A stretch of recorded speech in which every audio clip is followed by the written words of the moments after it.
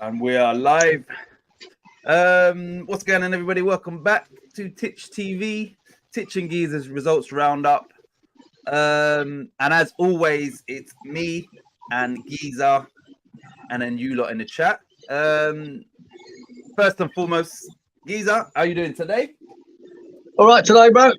You good? Cooled down a little bit, which is nice, because it's been pretty mental the last few days. Here, Well, I tell you. I'm going to read these 4 comments quickly, and then I'm going to. Good evening, brother Titch and brother Kieran. Merry Christmas to your wonderful families. Same to you, Stuart. I hope everybody is good. Big up Lawrence. He says hello, everyone from Lexington, Kentucky, USA. Common New Island. Big up Lawrence. Lawrence. Right, you lot. I've saved West Ham's game till the last of the 9. Massive. Yep. Hello, brother Stu. You know, family. Right. So. Right, let me just, and I mean this respectfully, let me just get this out of the way, first of all. Like I said, no one's going to hear this, but this is just for me personally. Kieran will probably echo this. Just sending, prayers and well wishes to Tom Lockyer. I don't know how you pronounce it. You know the guy, the Luton. Lockyer, yeah. Lockyer. Obviously, not in a good way. And to be so public, on a football pitch, to have a cardiac arrest is for the family and that it must be a lot. Thankfully, the medical staff done their job and he seems to be on the mend. I don't know what this means going forward, but I'm sending sounds like it'll be okay. But yeah. His footballing career now may be in jeopardy, no doubt. Maybe. Merry Christmas, Titch and Geezer. Same to you, Lawrence. And Anna. Happened to him. Yeah, I heard in the final. Yeah, but I didn't know whether when they said I didn't know whether that was also a cardiac arrest. I think I've got Kieran because isn't it silly, right?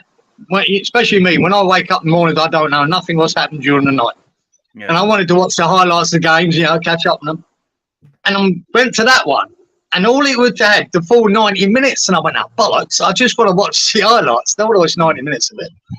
And it's just about they always have all of them. 90 minutes, 25, 9 minutes, 3 minutes. Your choice. Not on this game. So, no, I'll leave it till later. Maybe they haven't set it all up yet, edited it, whatever. And a few hours, I put it back on and still, no, for fuck's sake. So I had to watch the 90 minutes and click through. All the ball, the throw-ins and corners. And it was working, and it weren't a bad game. Luton were good in that.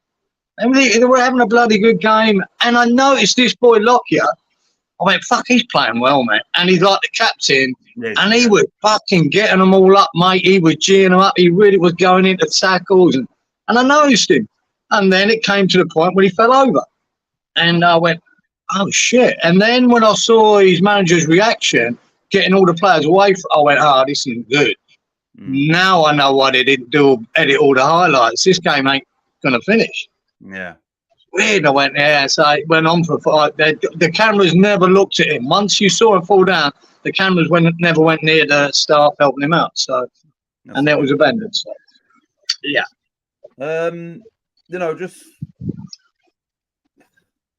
You identified Luton, if any of the promoted sides, that they may well have the best chance, but without their captain, do you think that's going to have a major impact and the circumstances as well? I said he was having a massive impact in that game as well. He really was.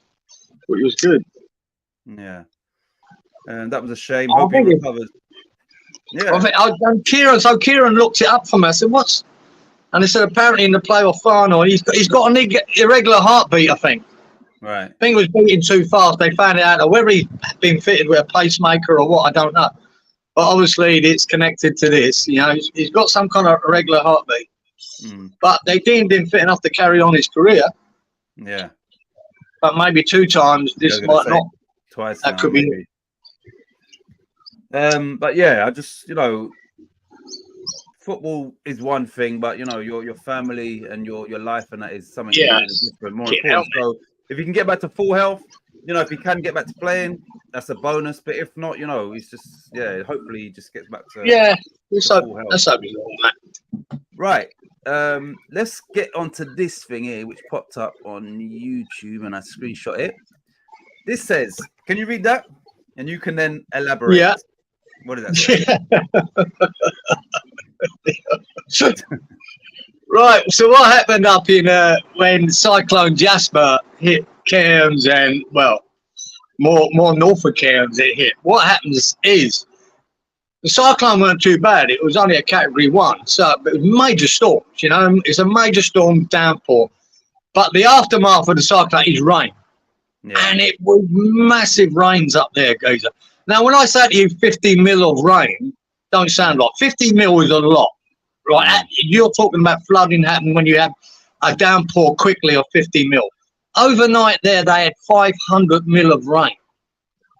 And the creeks just rose, mate, meters and meters. So what happens with the creeks and all that, where these crocodiles are, well, they come a little, they wander out, don't they? And next thing, they're floating down the fucking middle of the road because there's 2 foot of water. Damn. You know, the roads are covered in 2 foot of water. So the crocodiles pop out, and they videoed one there, and he was just swimming away. The guy's on the bridge, the crocodile's down there coming down the road, you know. But he's swimming because he's got 2 foot of water. So yeah, it's weird. It's fucking mental. I saw, because it's on YouTube, it's just like a community tab. So I saw that.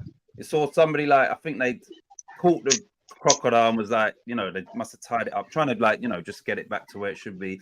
And yeah, cars like almost where you can't even see the roof and that, like cars and all of that stuff. Like loads area in so much rain. It was the flooding was horrendous, and it was all so quick, you know, overnight. And next thing, everyone's underwater, and the roads are underwater. You know, all these towns and villages are cut off. You can't get to them only by helicopter. You know, all the roads are impassable. You got crocodiles swimming about. See, it can happen. We had one here years ago, and it's still there, right? There's a golf course I used to play down here, not far away, right? And it's got creeks running all the way around it. Yeah. Now, in the creeks in Brisbane, we've got a lot of bull sharks in these creeks. Wow. They connect to the ocean, and bull sharks are one of them. They can survive in the ocean and in the fresh water. And what happened? Well, we had a major storms and flood, and on this golf course it was flooded. So the creek's overdone, and a shark, and it's got a massive pond in the middle of this golf course. So the couple of sharks come out, and when it receded the water, they got caught in the pond. So they couldn't get out. So there was sharks in this pond on the golf course. That's crazy. You know what I mean?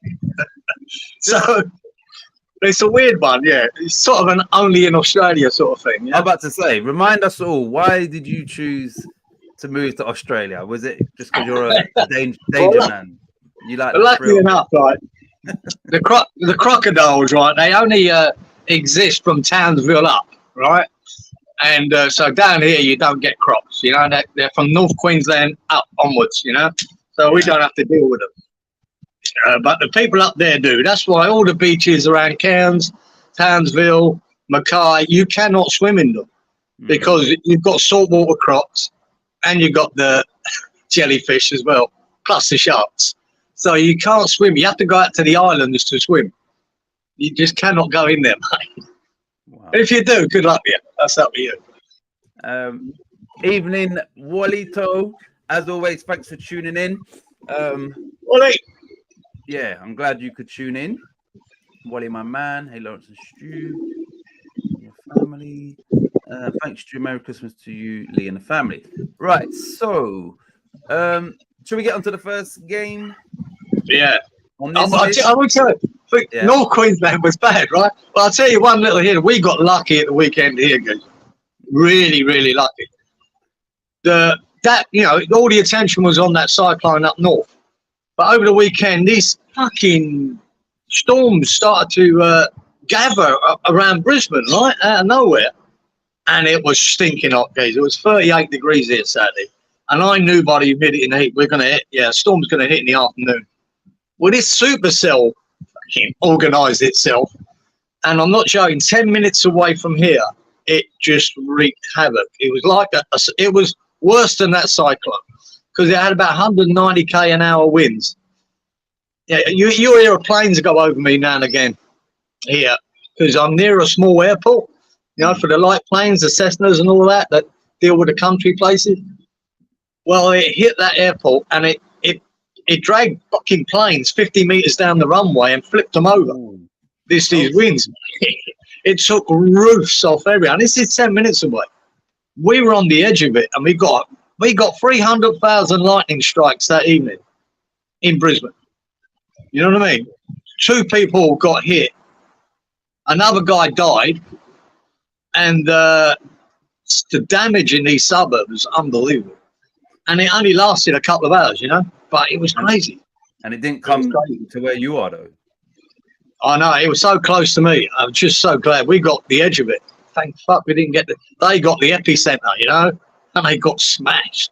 Absolutely smashed. Right, let's clear this up for me, right? Because obviously, I haven't flown my drone for a long time, but when I was flying it, I was very up to date with, and you know, whatever the width down on ground level, the higher you go, it's more extreme. So you might think, you know, and to put it out, it takes it away. So if you're saying that cyclone or whatever it was, storm was topping small planes over, what would that do up high? Or is it more that's down on ground level? Or is it worse? Well, yeah, like normal high winds? You wouldn't want to be up there flying in that. You know what I mean? It would push you everywhere. So flying in that, no, and on a small aircraft, and it's done that whilst they're on the ground. No, you'd avoid it. That's because honestly, it covered about 3 or 4 suburbs. This supercell, right? So if you were flying back to that airport, you'd just be redirected. You'd have to, because you hit that, that's going to flip your plane all over the place in the air. You're going to die, mate. Honestly, this plane was one of the planes that moved on the runway. It was tethered down with steel ropes. It snapped the ropes. It went down 50 meters, flipped, and speared into another plane. You know, that's how strong these winds were, mate. They were fucking brutal. Absolutely. Was it a tornado, Kieran? No, they don't. They call it a supercell storm. They don't class it a tornado. It's like a mini cyclone. That's how they describe it. But like I said, the winds were about 40 mile an hour faster than the ones up with the cyclone. That's how brutal it was. It was really a weird thing, you know, one of them. And it's hard to predict, but we got away with it here because it was that close, you know. Well, the moral of the story is stay away from Australia. Yeah, it's always something kill you every week. We'll give you a live update. What can kill you? Do you know the one geezer that died though? He was an idiot, and this is where, and I call him a foreigner because he was the guy with a red dot, and he probably hasn't been here that long. But a tree, I mean, hundreds of trees got ripped out and thrown across roads and whatever, right? And this massive branch must have come down across the road. Now he thinks he's doing the right thing. He got out of his car to move the branch. But what he didn't realise, that branch had taken down a power line as well. Oh, shit. And he grabbed it, bang. Whoa, he was dead. No. That's how he died. Fuck's sake. Yeah. Because he didn't know. I'd know now not to go anywhere fucking near it. You see trees like that near power lines, if they're connected to it and they've hit one, you go and touch it, you're dead. Yeah. So you just leave it alone, man. Let the SES deal with it. They come out and they sort it out. Yeah. Shit. Yeah. He was unlucky. Right. Well, we've started off this show with Tom Lockyer and now this man getting electrocuted. Remember ET, alligators in the sewers? We got crocodiles on the streets, man. Chilling. Right. Let's get on to the first game. And I've selected these in somewhat. This was a terrible game for me. I thought it'd be better than this. That was Liverpool 0, Man United 0. Liverpool missed a chance to go back to the top. Man United sort of went against public opinion and managed to get a point out of this, where I think majority of people thought that they would lose this game. Not you, Kieran. I remember you saying, they always turn up for the derby. You predicted Liverpool to win, but maybe only I don't remember the predictions. But I'm saying you did say, all of that goes out the window. And with this game it does. But I thought Man United turned up Moyes style, mate. They went back 10 years. They played Moyes ball. They sat really deep, and they went, "Come on, in Liverpool, up to you." And they did break here and there, and they had a couple of chances, could have nicked it. You know, it was like a Moyes fucking game. And Liverpool dominated, didn't create that much, mainly from set pieces, headers. Could have scored a goal from headers. Onana was up to it, most of it. He's a Hollywood goalkeeper, though, isn't he, this Onana? He makes them simple saves with a big flash dive and that, where he could just pick out the fucking air. He's a bit of a knob, man. And then he saved what he had to save, mate. Yeah, and they just kept banging on the door, Liverpool, and it never happened. It was quite boring. It was a boring game, but Man United set up to make it boring. He set up to fucking stifle them and try and hit them on the break, and that's what he did, and he almost could have nicked it. And Liverpool just couldn't break through, mate. I've noticed that I always ask you to go back in the day, but I'll ask it again. You know, growing up, could you ever envision that Man United would basically go to Anfield and park the bus? Could you have seen that, you know, when you were growing up in their heyday? It's looking like it's desperation days, you know. They're going to do whatever it takes to get a point or whatever. It's not the Man United of old anymore. Simple as that. Yeah. They're just trying to... I mean, then again, having said that, didn't Liverpool do them 7-0 last year in this fixture?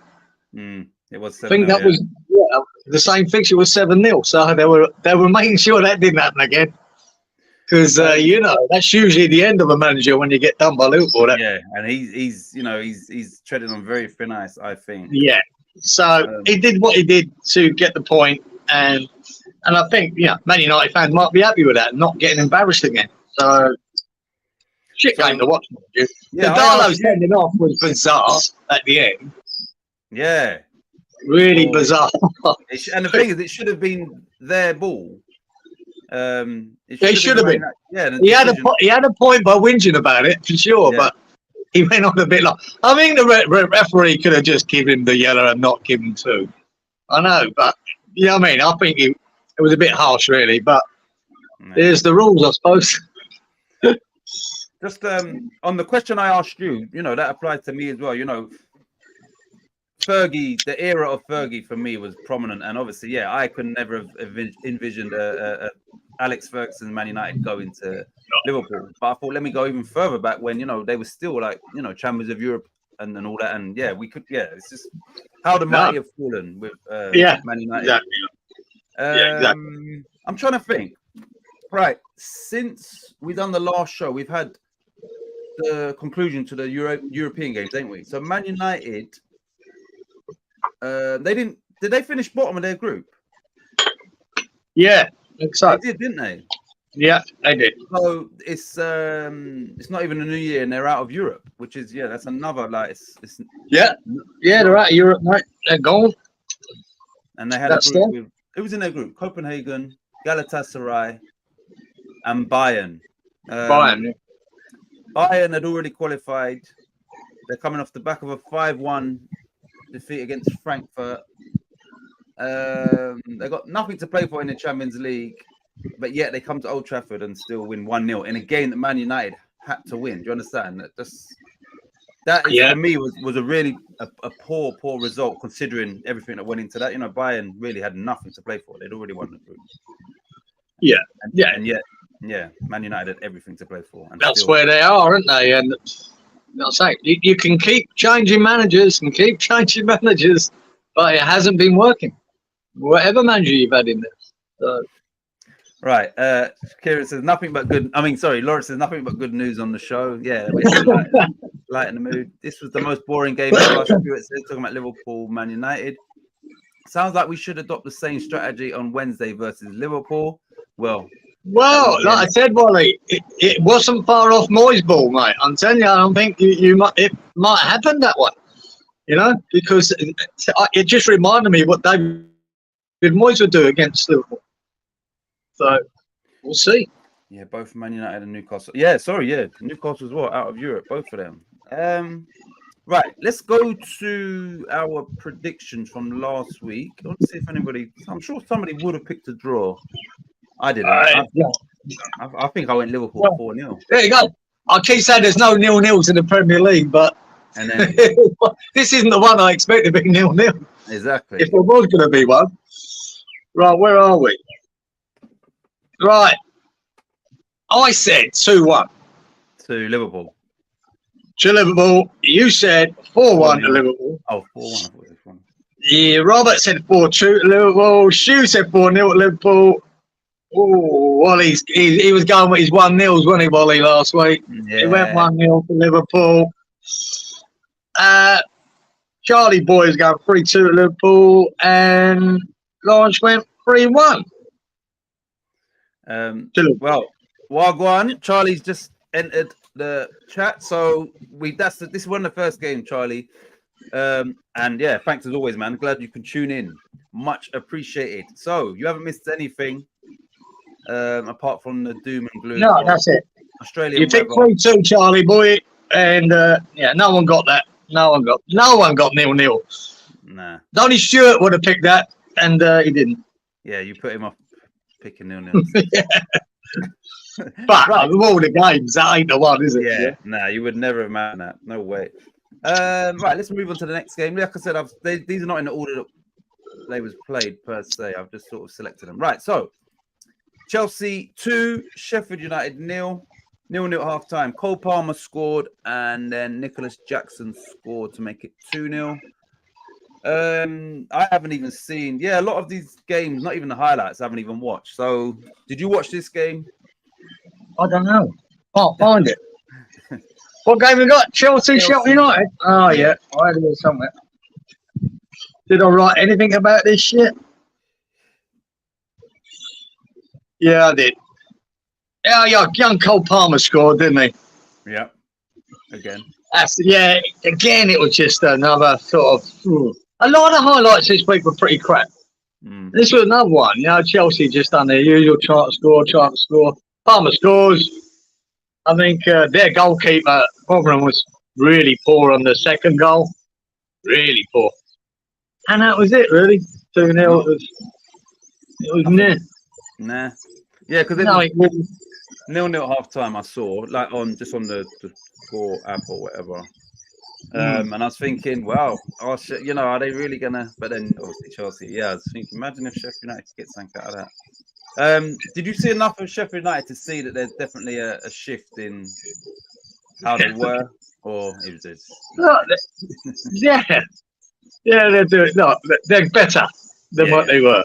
But and this isn't a game you really want to judge them on, is it? It's when they start playing all the teams around them in the middle of the table, isn't it? Yeah. See whether they can pick up points from them. So it's very hard to judge them on this. Because, Chelsea got the firepower, they got the speed, they've got the players. You know what I mean?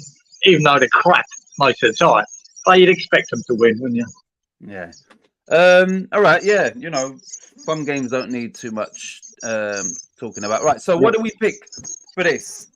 What did we think? Did I say 2-0? Let me just say this, yeah. Kieran is still waiting on the correct score, and he managed to get West Ham 2-0 in Europe, but that don't count for this show. Yeah, problem. I'm starting here 10 points up, everyone, because I picked 2-0 against Freiburg. Righto. Yeah, fucking. Look at it. Look at it. Fucking beauty. Right.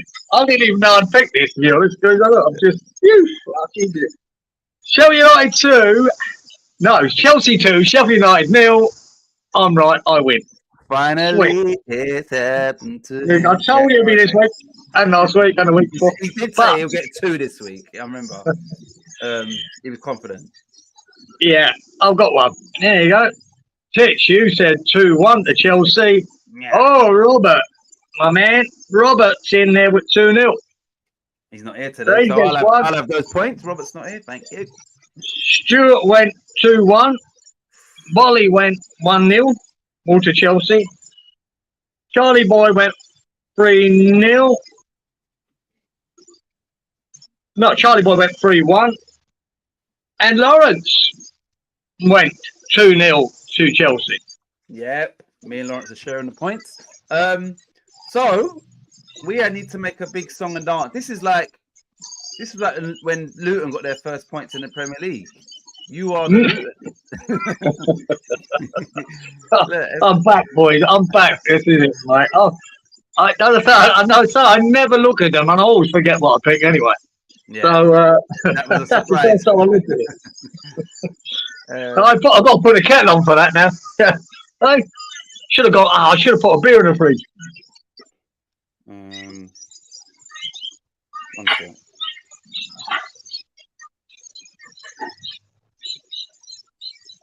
One sec.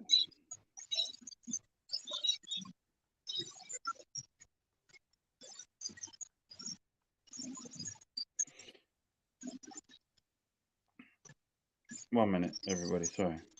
My son's asking me, can I restart the internet? And I said, hell no. Right. So, boom. Victory. Yes. Lawrence backed it up, though. Lawrence said, yeah, I'm hot. Like last week. Oh, yeah. Right. So, let me put this here. You lot give me your thoughts on this game. And then, obviously, once Kieran comes back. Burnley 0, Everton 2. Which was Sean Dyche going back to Turf Moor, Michael Keane, who actually scored a goal, Dwight McNeil. So watch this. Burnley 0, Everton 2, right? Now, kicking the teeth for Burnley is Sean Dyche went back there. Tarkowski went back there and, got a clean sheet as a defender. Dwight McNeil went back there, got an assist. And Michael Keane went back there, got a clean sheet and a header, scored a goal. So they really came back to haunt their old club, didn't they? Those. Yeah. Did you watch this game? Yeah, I watched the highlights for it. Yeah, they just keep rolling on. Ever since they've had their points deduction, I think that's 4 in a trot. No, yeah. They lost to Man United straight away, and then after that, they've won 4 in a trot. Yeah. Yeah, and they've all been clean sheets. Have they? Yep, they've all been clean. They haven't conceded a goal. I'm sure the commentator said that when I was watching it, and I went, "Wow, that's impressive." Regardless of the winning games, they're not conceding. If you're doing that, mate, you'll do well. If you can have a lot of clean sheets, and this has been a problem at West Ham, isn't it, all season? Up until the last 2 games, we had 1 clean sheet all season. So there's always a chance you draw or lose when you can't put clean sheets on the board. Now, a problem that Leeds had when they were in the Premier League, they could not keep enough clean sheets to get points. So they're just plodding along. They look decent in the back, and they're scoring goals. So, yeah, Burnley, same as ever. Nothing's going to change, I don't think, with Burnley. Nah. So, they're heading straight back down, basically. That's that. I see that Nana scored, didn't he? Jesus Christ, he gets up. When he goes for a header, he's about 9 foot in the air. The keeper can't even reach it. So, and Burnley are quite a small side, I think. I don't think they've got any beast in that team. Physically, I don't think they have. I can't think of anybody in that team that's compared to what Everton had on the day in regards to Calvert-Lewin, Anana, Keane. They've got some other. I'm trying to think. They've got some. Decore is a big player. They've got some. Yeah, I just think that set pieces and that they was, heavily, not in their favour against Everton. And some big lads in the Everton side, aren't they? And they both came not Keane, Kowalski, and Anna. Yeah, they're dangerous. Came from set pieces as well. So yeah, Keane got lucky with shot, but keeper saved it well actually, and then it deflected off another defender straight to his feet, and he just slapped it in. Yeah. But yeah, it's just they've been impressive ever since they got their points deduction, and they keep rolling on. Right. I don't know anybody in the chat, or you might know, if Everton appeal the 10 points, are they in danger of getting more for frivolous appeal? They can't get any more for trying to appeal, can they? I mean, all appeals, there could be worse, but I don't think, the general consensus it was a bit harsh. Yeah. So they can appeal, whether they'll ever change it. I mean, I don't believe it's going to really make a lot of difference. If they get another 3 points back or 4, they're going to be safe. There's not going to be a problem. I don't think they'll need them 3 points to compete in Europe, unless they keep getting clean sheets for the rest of the season. Then maybe they're good, but I think they'll be fine, to be honest. So. Yeah, they're in no danger of getting relegated. Right, let me get to the comments. I'm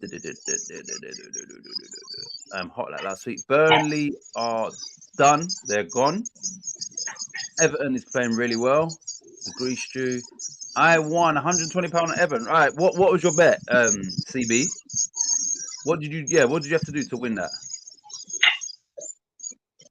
Let us know. Makes up for the 100 you lost last week.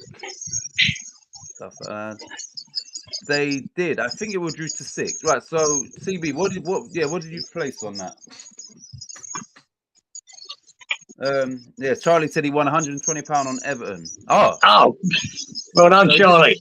He just picked Everton to win. So he must have put. I'm trying to think what the odds would have been. Big up Kieran. We call him number 2. Evening. How you doing, Kieran?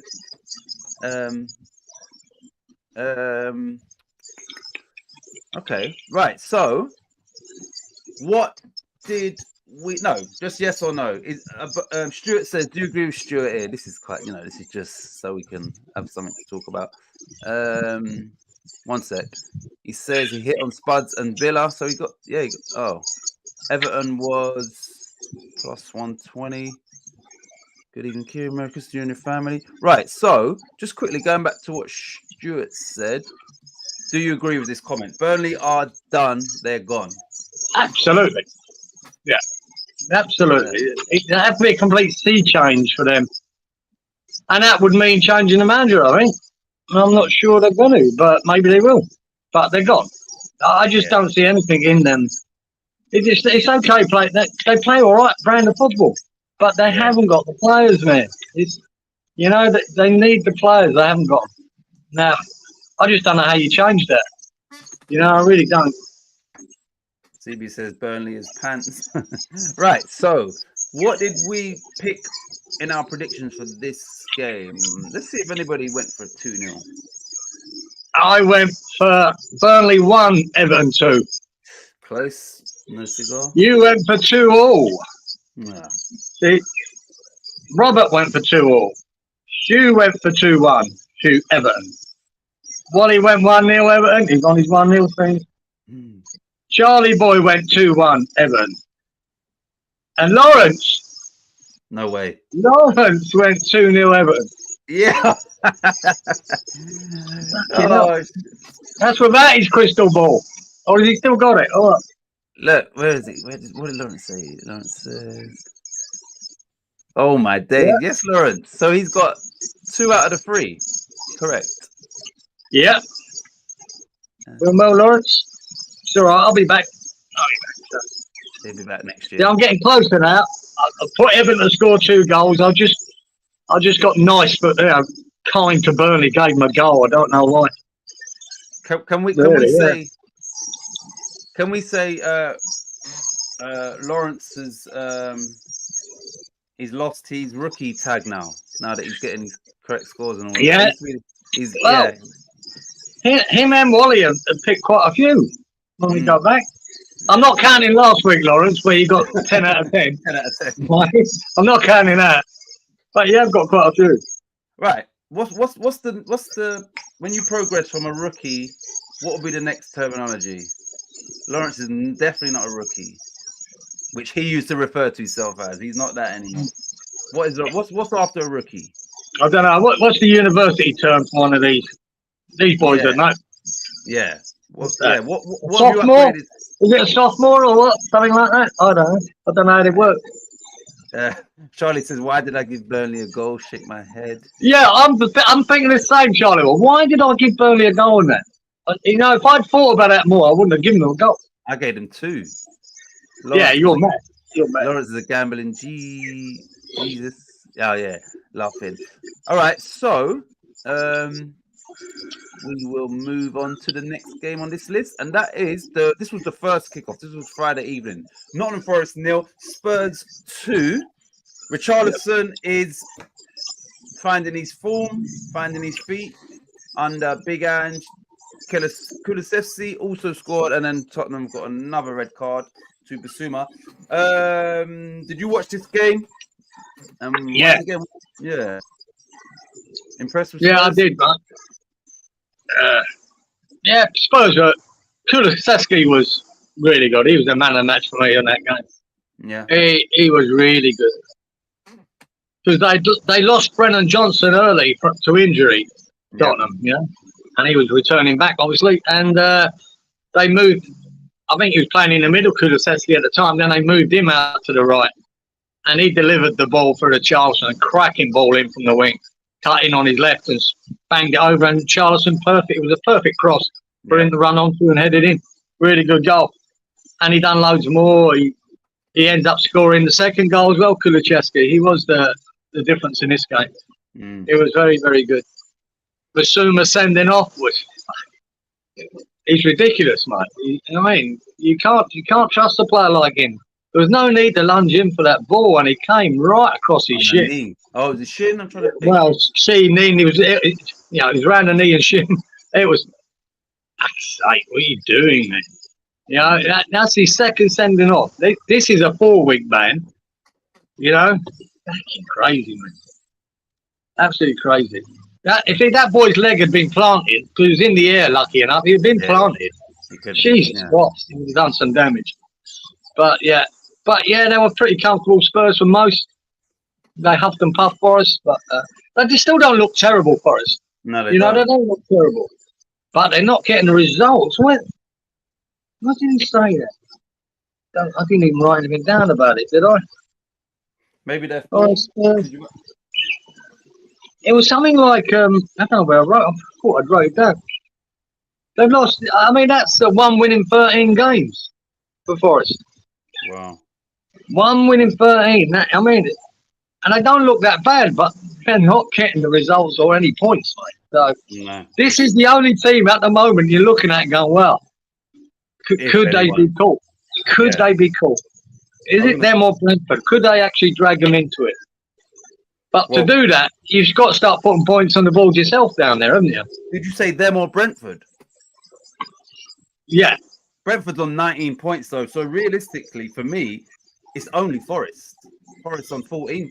For me. Yeah, it is. At the moment, it is. But Brentford, they had a bad run of results as well, didn't they? Yeah.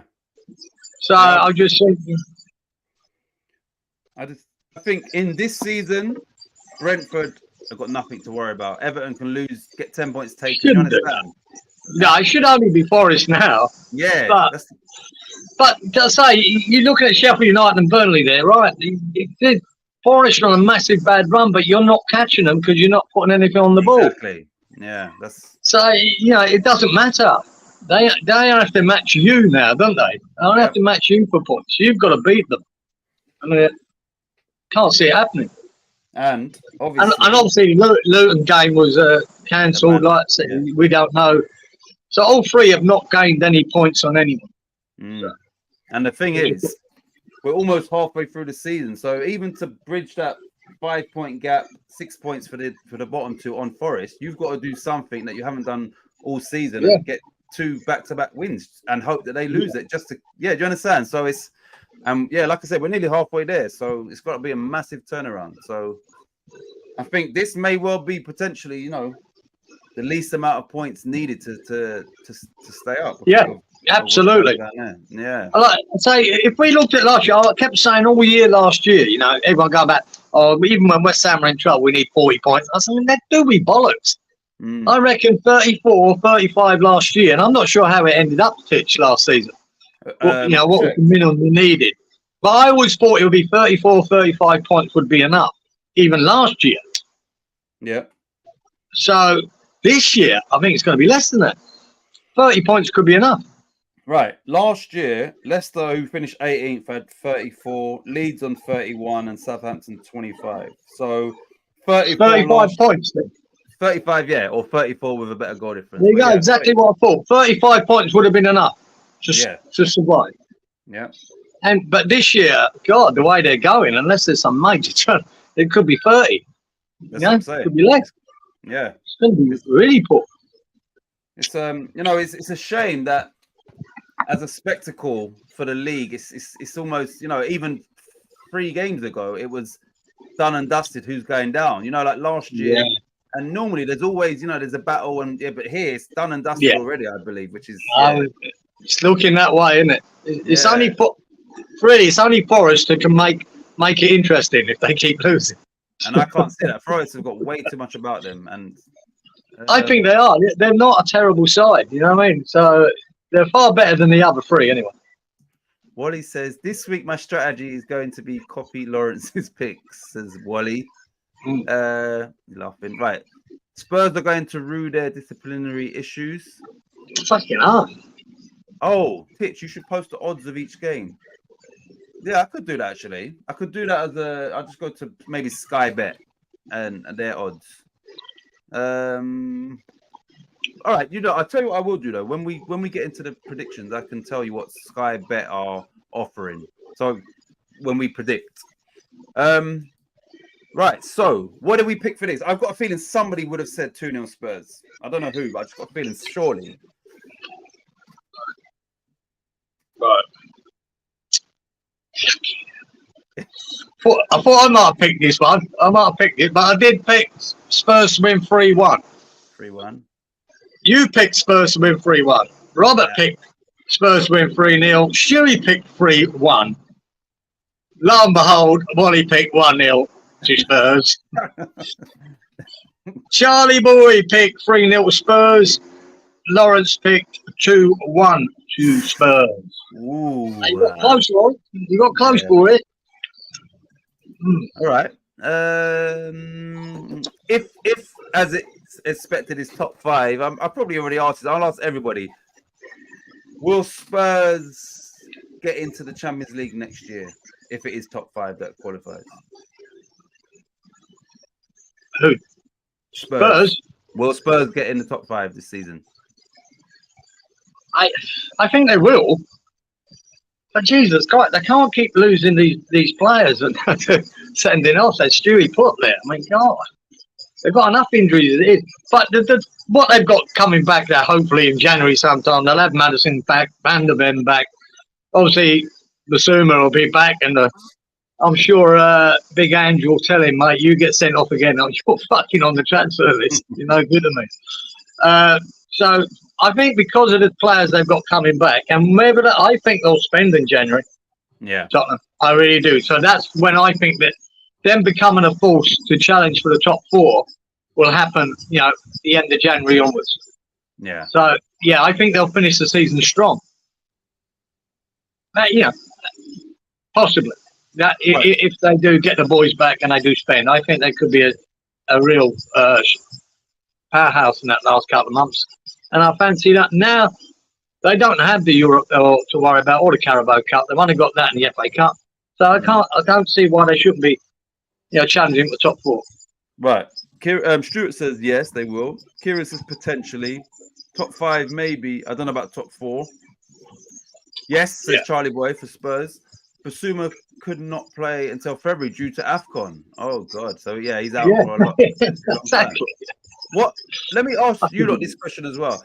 Do you think that inadvertently Newcastle and Man United having no Europe will actually help them in the league to finish higher up this season?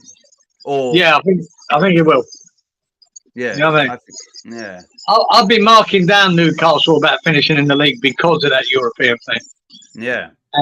But it didn't work out, and they didn't get through. So now, and again, injuries. They're suffering badly. Newcastle with injuries. That's what's going to cost them more than the extra games. Is they need to keep players on the pitch. And they just every week they seem to be picking up 2 injuries. Every week, even this week's game, which we'll get to, they lost another couple of players. So they really are battling the injury list. Right. Kieran says Marley aren't very good. Basuma probably goes out in the group stage, so AFCON won't affect him. They've still got to be there, though, haven't they? So yeah, away from Spurs, and he is the starting player for them. So Lawrence says he thinks that it will help Man United and Newcastle not being in Europe. Egypt have been pretty awful too. I don't think Salah misses more than 1 game. Wow. Right, we've done our predictions, didn't we, for this? All right, so let me go to the next game, and we just spoke about this team. That is Newcastle United 3, Fulham 0. Raul Jimenez got sent off from 22. So yeah, like I said, I didn't watch any of the highlights or anything of any of these games. So, and I know that Lewis Miley came on at 0-0 and got the opener. So he's Newcastle's youngest ever Premier League goal scorer at 17. Yeah. Tell me about the game, because like I said, I didn't watch this. Yeah, but again, Fabian Schär pulls up with a hammy real early, Matt. So they had to bring on Lewis Miley. And he ends up scoring a goal, the young lad. And he has been impressive, that boy, in the games they've had to use him because of injuries. He has done really well. Yeah. But there's Fabian Schär and a hammy, and we know them. That could be 6 weeks, it could be 3 weeks, but it could be 2 months, depending on how bad a tear it is. So he's gone. And then Joel, or was it Joel Linton? No, Joel Linton came. Yeah, then sorry, Miley and Joel Linton. Yeah. Well, it always might have been Joel Linton first. He's gone. You know what I mean? Joel Linton's out. He went off again.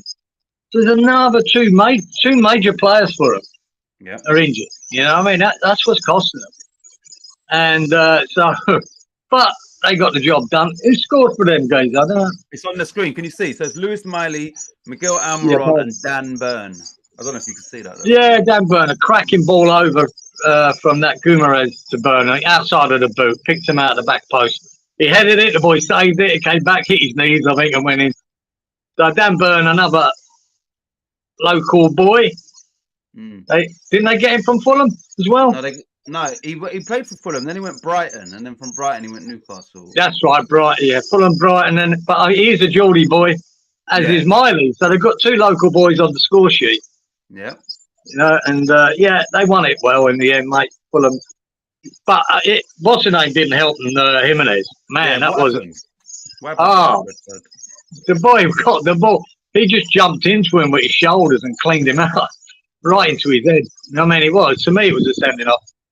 Yeah, it was a bit stupid, Jimenez, but yeah, he got caught a couple of minutes before that, and Jimenez. And it was like, it looked like a bit of retribution, you know? Yeah. And he actually wiped him out. So he gave me yellow, but the VAR said, no, you better have another look at this. Yeah. And I think it was fair. It was a sending off. Obviously, Newcastle, last week when we was trying to predict this, we said it's kind of hard because we don't know what's going to happen in Europe. Ultimately, they went out, they lost at home to AC Milan. So would you give credit to Eddie Howe and the boys to bounce back with the injuries and without, getting knocked out and then still beating, in-form Fulham, free-scoring Fulham? Yeah, exactly. Yeah. This is a team who's scored 6 million goals, haven't they? Since I said they can't score a goal. And now they're back to where they were. Yeah. 0. You know what I mean? So, but yeah, a big disappointment for Newcastle, you know what I mean? Getting knocked out of that. But like I said, I think it wasn't so much them as a team, it was the amount of injuries and the amount of game time they all had to play just to stay in it. They're just worn out for me. And now they're down another couple of players. I think it's telling on them not having the squad that they need. So, but I think now they can just concentrate on the league, can't they? And they'll probably do better. I think it's a good result for them. And also, let's not forget that going out of Europe was, mitigating circumstances. That penalty against PSG was, I think, disgraceful. Absolutely disgraceful. And, ultimately, they would have been in Europe in some capacity if it wasn't for that bullshit, which is what it was. Can Basuma suspended matches while no? So if he's suspended in the Premier League, it doesn't affect his international football unless it was like a worldwide ban for doping or betting or whatever. But no, he's good to play in that. He's fine. But he's free suspension. Is it 2 or 3? He'll be out for straight red. 4. 4? Oh, because he's his second sending off, he gets a 4-match ban. Right. So straight red as well. Yeah. Shit. So, Wally, I'm trying to think how many games that Tottenham will play before that. Yeah. Maybe it would be about 3 or 4 games anyway. Did they say if he's got 2 more games before he went to AFCON? The ones he's missing 4, do they count off his ban? I suppose they do. Yeah, they do. They count them, they're off. So he should have got sent off in about a week or so's time. Yeah. It wouldn't have mattered. Exactly. Yeah. Different competition. Right. I wonder what Wally predicted for this match. Yeah, we're going to get to that.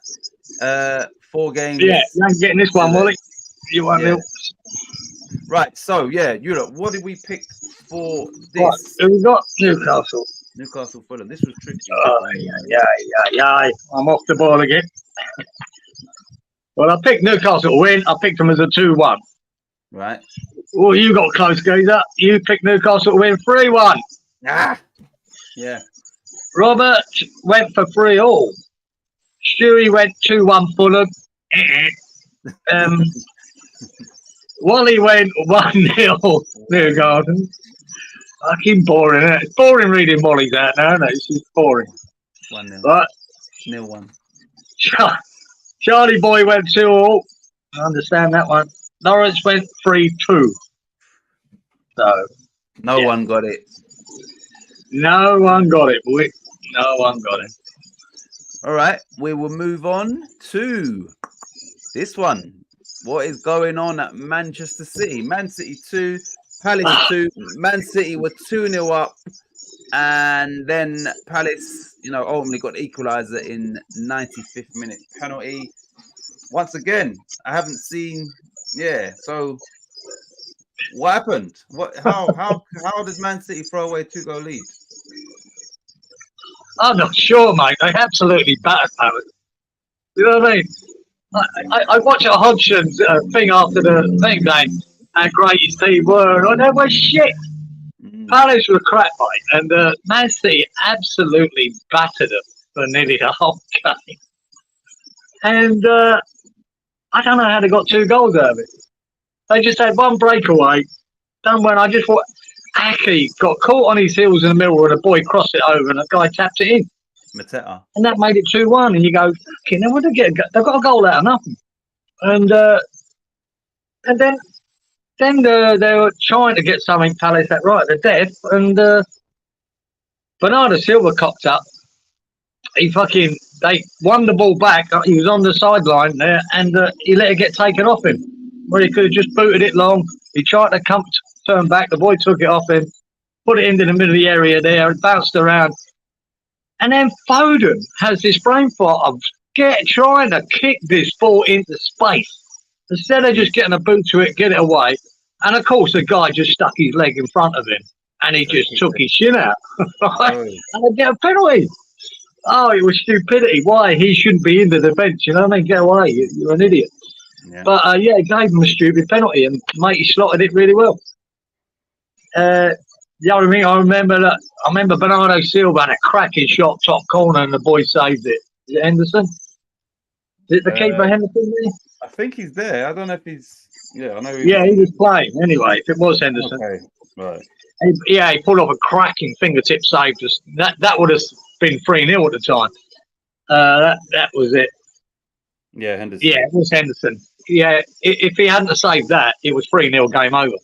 But yeah, they threw it away, Man City. I just gave him. He lost 2 points, stupid, and I don't think he'd be happy with that.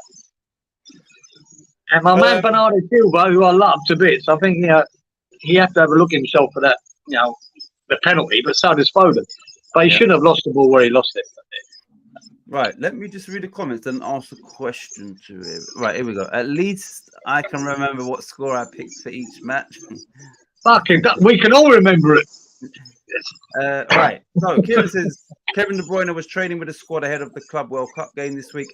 Expect City to step it up a gear soon. Right. So that leads on to the question. So obviously they are playing. It's an extra 2 games potentially in the Club World Cup, which probably right about now Pep Guardiola has 2 games he could do without.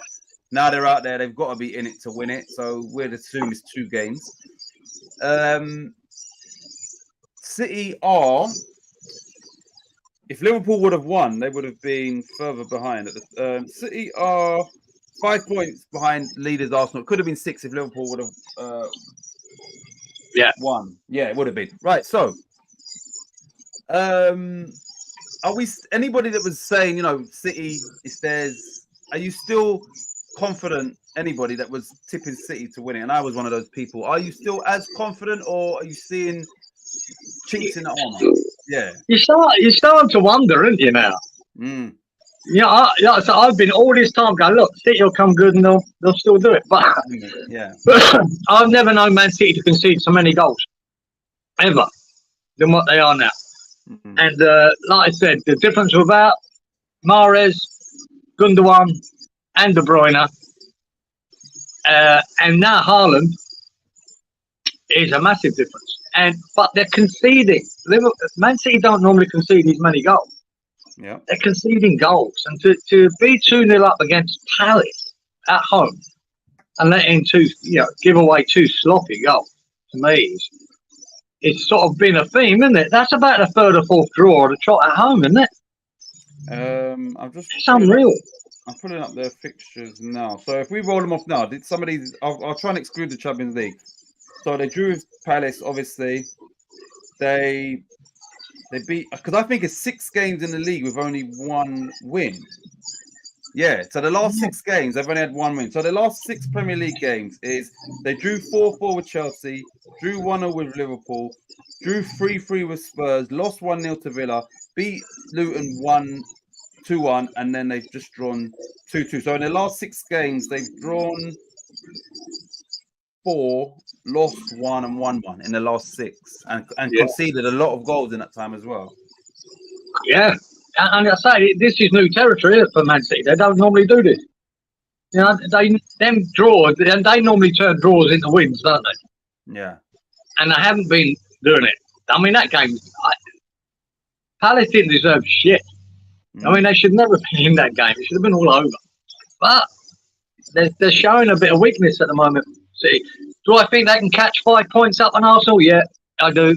I think they still can. I wouldn't write them off, mate. But must say they are looking a bit more vulnerable than they do other seasons. It could lead to a really good running, couldn't it? Listen. And you asked last week, can Villa be part of that conversation? I'm finding it hard to say it, but they could be. Yeah. They are turning draws into wins. Exactly. They are. And you go, well, be interesting. There's a long way to go. A long way. There is. But there is. Yeah, Man City will be a part of the conversation to the end, I think. When they get De Bruyne back and Haaland, and who knows what they do in January. You know what? What I would say is this. I'll reiterate. I said it before the season that City will have a drop-off. And I didn't mean like this because, like I said, they're the pinnacle, right? But we can say they don't have De Bruyne, they don't have Haaland, but the reality is every team, look at Newcastle. So every team has injuries. So yes, when they get them back, but we can't feel sorry for Man City due to injuries because everybody is part and parcel, and maybe they've been fortunate over the last few years with not really too many notable injuries. So it's a good thing for the Premier League. And yeah, I'm still edging towards City, but now I'm just thinking, you know what? Like maybe the mentality, the shift has been, I always said City will get back and win it, but I'm not as confident as I was at that. Not at the moment, especially that game, and that was crazy. I mean, I can understand them dropping points, a game that's end to end and whatever, and anything could happen, But that wasn't. That was an easy, cruisy game. And I give away 2 goals in the end. Against Crystal Palace, not Palace. Spurs or not. Yeah. No. Right. Kieran says, I still think City win the league. That's Kieran. Stuart says City can turn a 5-point deficit. Yeah. I think they can still win it, says Lawrence. But they are only 5. You know what? I would say this year, we're all speaking on the history of Man City. But like I said, when I asked Kieran about Aston Villa last week, forget what's happened in the last 5 years, the last 3 years. Forget that and look at it as an isolated season. And all these teams, we're all new. Football just started. And look at it with different spectacles on. Would you have that much confidence in City if you're basing it solely of what you've seen this season rather than, what we know of City? Do you understand? I think we base it on City's track record, don't we? Yeah. I mean, they've won about 7 fucking titles in the last fucking 10 years, haven't they? So you do base it on that, and then when you base it on Haaland's, scoring 36 goals in the Premier League last year, But a lot of that is down to service. And I always thought, it was always a question mark for me when Gundogan and Mahrez left. I went, ooh. You know, they were giving them a lot of that service, you know, and then to lose De Bruyne to injury, you think, oh, that makes a difference. Now you've got Bernardo Silva and Grealish. Bernardo Silva's coming to an end. Can they give him enough? Grealish hasn't been starting all that many games. Right. So I thought that maybe the goals might dry up a little bit for Ireland, but he's still scoring, but he's just not getting as many chances as he would have done with them other players in the team. Yeah. But believe me, I don't think it's so much up front at the moment. It's defensively, they're letting in goals. Yeah. It's bizarre for Man City. Another injury is Doku is injured as well, and he was like a shining light for them. And he was flying. Yeah, so I think that this will give Man City their spot back, even if it leads to them winning it this year. I think, like I said, you get to the pinnacle, and you know it's only natural that you're going to have a little bit of a drop off. Maybe this will be a kick in their ass and a wake up call, because they could have easily have just let their standards drop a little bit. So yeah, I'm not writing them off, but I kind of like to see this because it makes for a better competition. Lawrence says, I still think they can win it. Right, what did we pick for this? Anybody pick 2? Well, no one's picking this, I can guarantee you. See, there you go. See, I should have won this. I put Man City 2, Palace 0. And that's how it should have finished. That's how it should have finished. Make a complaint to the Premier League. You should put in a complaint. Yeah, I'm going to. Right, you went 3-0 to City. No. Robert went 3-1 City. 2-1, Stu said to City. Wally went 1-0. And Charlie Boy went 2-1. Lawrence went 4-1. Fucking rubbish, Lawrence. Rubbish. There you go. See, I got the 2 right. I win. Put a complaint in. Right, so we've got 3 more games, and then we'll get to the predictions, and I will, before you pick, I'll give you the odds, so you might help you a bit more with your picks. Right, so the next game, following on from that Man City one, was Arsenal 2, Brighton 0. I saw somebody quote or say basically, when Man City needed something, they got Haaland. What Arsenal needed was Declan Rice. They've got him, and that now gives them the belief that they can actually go on and do this because they've signed what was needed in that team. 2-0 Arsenal, top of the league. Yeah. Did you watch the game or any? Yeah, I did. I did watch most of it. Rice is looking good, man. He started to really shine for them. I don't know what the Arsenal fan channels would have said about this game, but what I see of it, Rice was, him and Odegaard were running the show. Odegaard was superb as well, and but Rice is just breaking everything up. I've never seen Brighton actually in a game like this where they're absolutely camped in their own half. And that's I've never seen Brighton. They couldn't get out of their own half, mate. That's hard. Any time they got the ball, it was taken off them. They were hunted. They were just sitting back, couldn't get out. And Rice and Odegaard were a lot to do with that. And they got a goal in the end. It was sort of that was another corner, but the flick on was by the Brighton defender, and I think Jesus at the back post just headed in. Yeah, that was the one goal. Who was the other goal in there? Kai Havertz on 87 minutes. Oh yeah, was that a header? Yeah, that was put on a plate for him. Yeah, but it was a comfortable win for Arsenal. But I said I've never seen Brighton offer so little because they were just getting smashed. They look good, Arsenal. Don't write anything down there. It was just wave after wave of attack, mate, from Arsenal. Well, I recall you saying a few times during these shows that you're not overly this season impressed with Arsenal. Did they impress you in this game? In this game, they did. Okay. This game, they did. Yeah, they really did. Because, like I say, Brighton are no mugs. They're a hard team to beat. But this was convincing. You know, could have been more. I think their keeper pulled off saves, a few good saves too. Yeah, it could have been more. Like I say, I'm not convinced of Jesus and Havertz. You know, another top striker in there. Yeah, it could be the real deal. You know, could win a title with it. I think they need a striker, but that's it. That maybe I mean, they've got so much talent in that team. When you think of Saka and that, and Rice dictating the play, Odegaard, some of the brilliant balls he was playing in, putting people through, it was quality. You know, he's got a great foot on him, mate. And I love that Odegaard. The more you see of him, his weight of passing is so good. Yeah, quality. You know, outside of the boot passes through the lines, he really is. So I mean, I can't hear you. Why can't I hear you? Fuck's sake. Can you hear me? I can't hear you though. Right. Can you not hear me or Kieran? I can't hear Kieran. Kieran, can you hear me? Oh my days.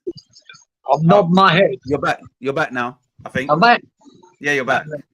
Yeah. I couldn't hear you. Fucking, it's one of them crocodiles. Fucking, it's bit something. Yeah, Kieran says, Stuart said Kieran's on mute this end. Yeah, so these up can hear. Wow, boys, put my pics in the comments. All right, thanks, CB, man. I hope you have a good day as well. Right, so I was going to say something here. You know, a lot of the chitter chatter is that Ivan Toney is going to Arsenal. Does he suit their style? Like, yeah. Well, that's, you know, like, or they're interested in him, and I think that's his preferred destination. Does Ivan Toney suit Arsenal? This Arsenal team? Because I don't know. Yeah, I'm not sure. Wouldn't be. Then again, it would. I'd rather have him up there than Havertz. But it's not. So, Havertz doesn't really play at top. He doesn't. But he is one of their forward players. Yeah. They've been playing Havertz in the middle with Odegaard and Rice like a free, and then it's Jesus, Martinelli, and Saka as the front three. So he's not even playing as a forward for them. True. Yeah, I don't know if he does fit, mate. I think he fits with Tottenham more than he does. Yeah. And the thing is, if you remember, I said to you, if you put Alvarez in, I think Alvarez is more suited because he's more of a technical, get involved with the build-up. I don't know if Ivan Toney suits Arsenal, but I think, you know, someone like Alvarez from City would be a better fit. Not that they're looking at him, obviously, but I don't know if he's the right striker for them. No, hard to know, man. I mean, they might get it done with you know, the strike force they got.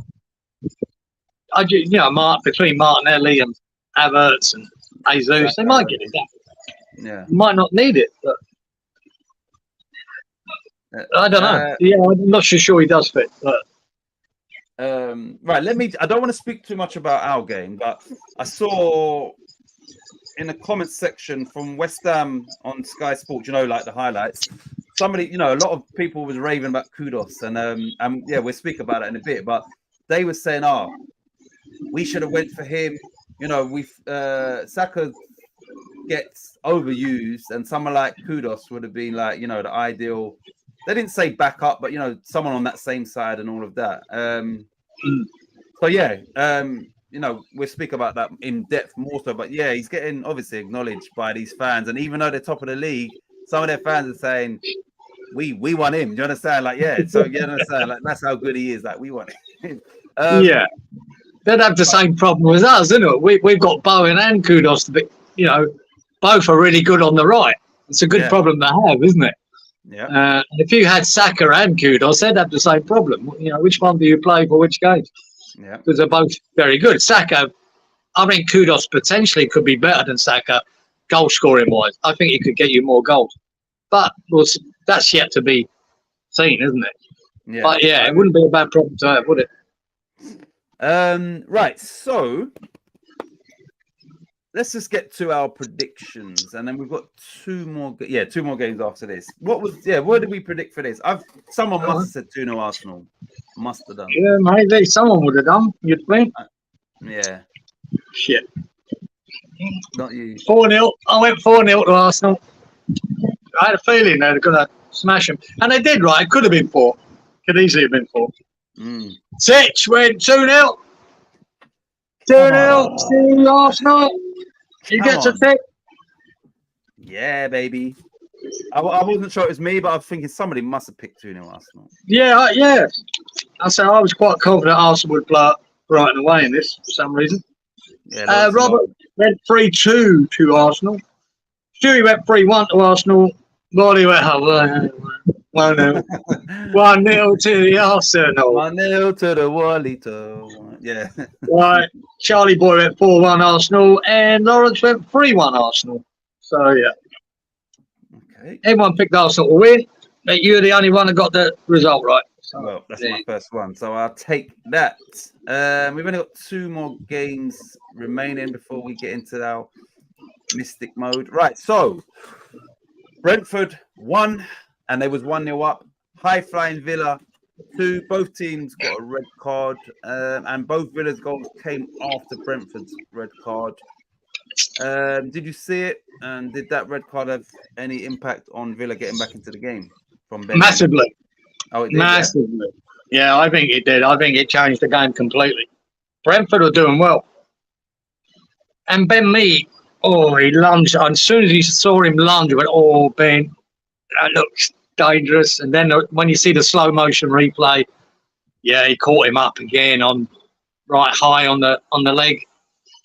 So they changed it from I think a yellow to a red. And they were 1-0 up at that stage, Brentford. Mm-hmm. And they looked good for it. And then Villa piled onto them. They went that sit back and they got the 2 goals. It was a strange game. Bailey, cracking assist by Bailey, putting the ball over again. For Moreno or for Watkins? It was for Moreno. Yeah, it was great ball over. Picked him out to the back post. But and then a few minutes later, I'm not sure what minute it was when I watched the highlights. 85th. Then the corner come out. Someone just flicked it, and Watkins was there at the end. At the end of it, he just got his head to it, and he scored again, and nicked it. Really, that's his ninth Premier League goal of the season. Yeah, he's on 9. But I think Bowen's on 10. So I was about to say he's not the top in English player in the Premier League. Yep. Yeah. So they got it, but I don't know what abuse he was getting, Watkins. Oh, yeah. Because when he scored, he ran into the goal in the net, and he was abusing the Brentford supporters behind the goal. Apparently, I saw that earlier this evening. It's one in particular who was giving him abuse. So once again, I don't know, but apparently they're looking into not Watkins, but the guy. So I don't know what sort of abuse it was, but one guy in particular, I think it was abusing him. Well, then one of the Brentford boys come in and dragged him away. Guys, what are you doing? Because about end up at 3 or 4 of them in the giving stick to the Brentford supporters or supporter. Yeah. And then that kicked off, and then from there on, it was just mental. It really got nasty. Martinez, there was a back pass from one of the Villa boys, nearly scored. Martinez scrambling, nearly went in from about 40 yards. Wow. Nearly went in the corner, went to side netting. And I think it was Mopé walking past him, just giving him a little shoulder. And then Jimenez is rolling around the floor like a baby. And then that all kicked off. And then it was just kept kicking off. And then a bit later on, Martinez come out to pick the ball up from an offside, and he pushed fucking Mopé on the floor. And then a big melee started again. And that camera come over and fucking pushed someone in the throat, and he got sent off. So then Martinez created the situations, and he got his own player sent off in the end. And it was kicking off all over the place. Yeah, it was a really strange fucking end to a game. I bet you enjoyed seeing all the melees though, didn't you? You must have. Yeah, it was good. It was like going back to the 70s. All kicking off on the sideline. The bench were involved. The managers were involved. Fucking brilliant. So, there'll be a few little fines for that, I'd say. But, Villa nicked it. Yeah, I'm going to say. But it's ended up with me. But, it's surprising me because he is a real battling hard player than me. He's a good boy. You know what I mean? He's a good old school sort of centre-half sometimes. But he said it's the first time he's been sent off for 10 years. which surprised me because he does like getting stuck in. So, yeah. Well, so in a game that, Villa could have easily have lost, they've ended up winning it. They won their Europa Conference League group, so they haven't got to play the two-legged playoffs. So they're in a good position in both competitions and not looking like, slowing down anytime soon. So no, they're not going anywhere, are they? They're hanging up there. Well, right, everybody that's still in the chat, and obviously you as well, Kieran. Are Villa, just yes or no, will Villa finish in the top 5? Which would be I think.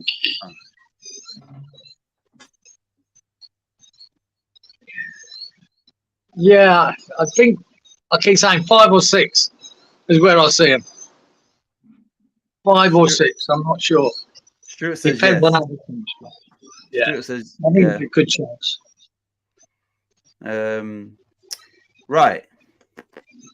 I might be wrong. I don't know if I said 2-1 here, but this is another game. I think surely somebody said 2-1 to Villa in this game. So, and then we'll get into the game we've all been waiting for. But and Lawrence says yes, he feels that Villa will get top 5. Somebody said 2-1. Brentford. Yeah. I went 2-0 Villa. Come on, was it me? Give Brentford a goal. You went 3-1 Villa. For fuck's sake, I thought it Robert went 2-1 Villa. He's not here, so I'll have his points. Thank you. He's got 2 now as well on this one, Robert. Stewie went 2-1 Villa. He's on the board. All right, Stuart. 1 shoe, Stu. Wally went. What do you reckon? 1-0 Villa. Charlie Boy went 2-1 Villa. Didn't he? And Lawrence went 2-0. Yeah, I knew somebody would have 2-1 for Villa. Yeah.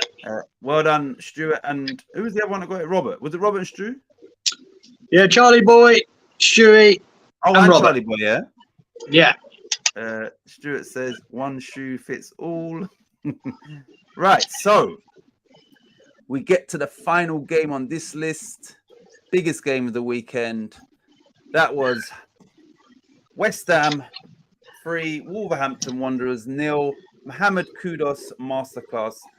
Jared Bowen doing what Jared Bowen does, and Lucas Paqueta a hat-trick of assists. And this was the game this season, I feel, where he really showed everybody what he's really about. None of the bullshit. Yeah. Was it pleasant viewing for you? Did you watch it live or did you have to get up? Do you know, this one, I don't know what it was. I weren't going to stay up for it, right? But I watched the beginning of Charlie Walsh. His watch-along. Yeah. And he said about that Jose Sarr was missing, their keeper. Yeah. I saw the lineup. And all of a sudden in my head, I went, we're going to fucking flog these. I'm telling you now, we're going to flog them. I just had a feeling we're going to really do these things. So I sent a message into Charlie. I said, Charlie, 4-0, coast it. Yeah. We're going to win 4-0 and coast it. And so, and I just, I'm staying up for this because I just don't know why. I felt like we are going to hammer them. And we didn't hammer them, I'd say, but my God, we played well. We counter-attacked brilliantly. Yeah. And Paqueta and Kudus were superb for most of the game. And cracking win. I was gutted. That Bowen shot inside the post. That would have been me foot. 3-0 would have been game over. And obviously, they was millimeters offside. And if they would have made it 2-1, they potentially would have could have changed the game. I believe that could have changed the game.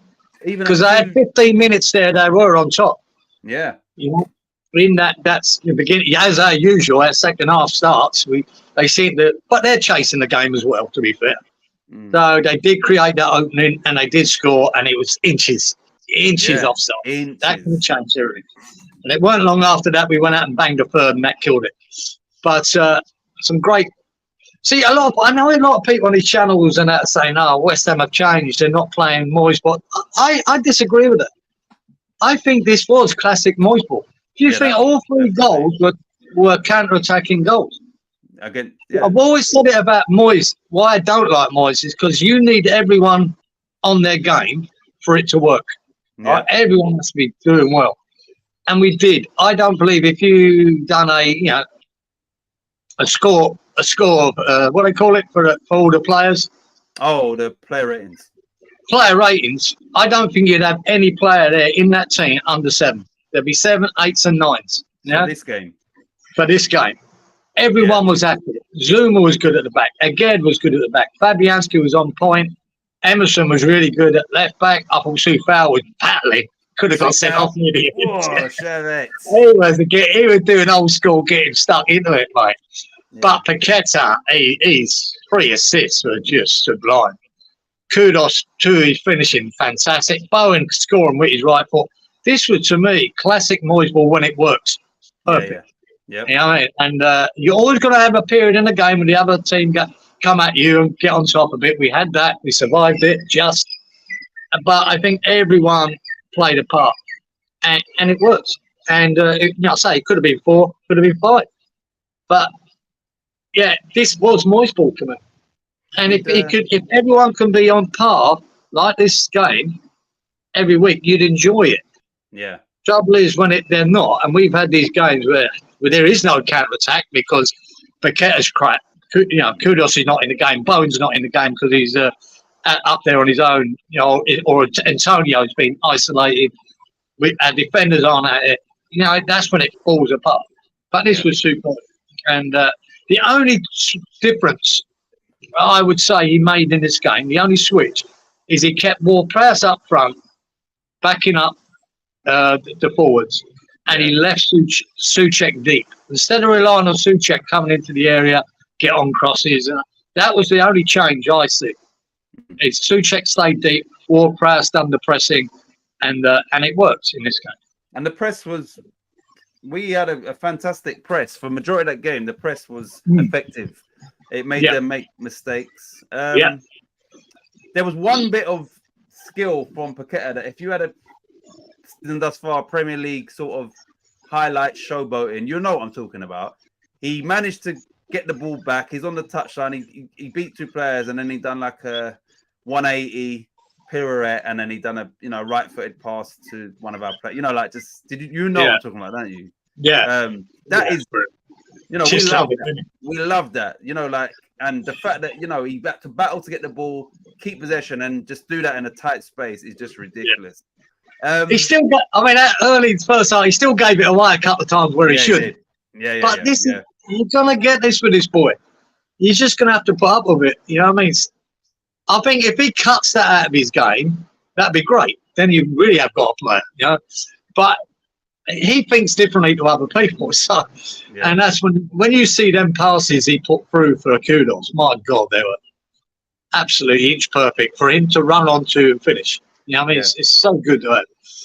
And great performance, great win, good 3 points. What I would say is Kudos' first touch for the first goal was immaculate. If anything less than that, you give the defender the chance. You give him a chance to get you. Yeah. Perfect first touch. And a great power. He didn't really have much backlift. I'm surprised that he generated that power on that shot. Yeah, I'm surprised. But you could blame their keeper a bit because that keeper thought he was going to the right post or his right. He knew it, and to cut that shot back to his near post with that power. I think he just moved that one step to the right, the keeper, and that's what caught him out. He didn't have to have it right in the corner because he'd moved. He was anticipating the curler to the right post, and bang, goal. See you later.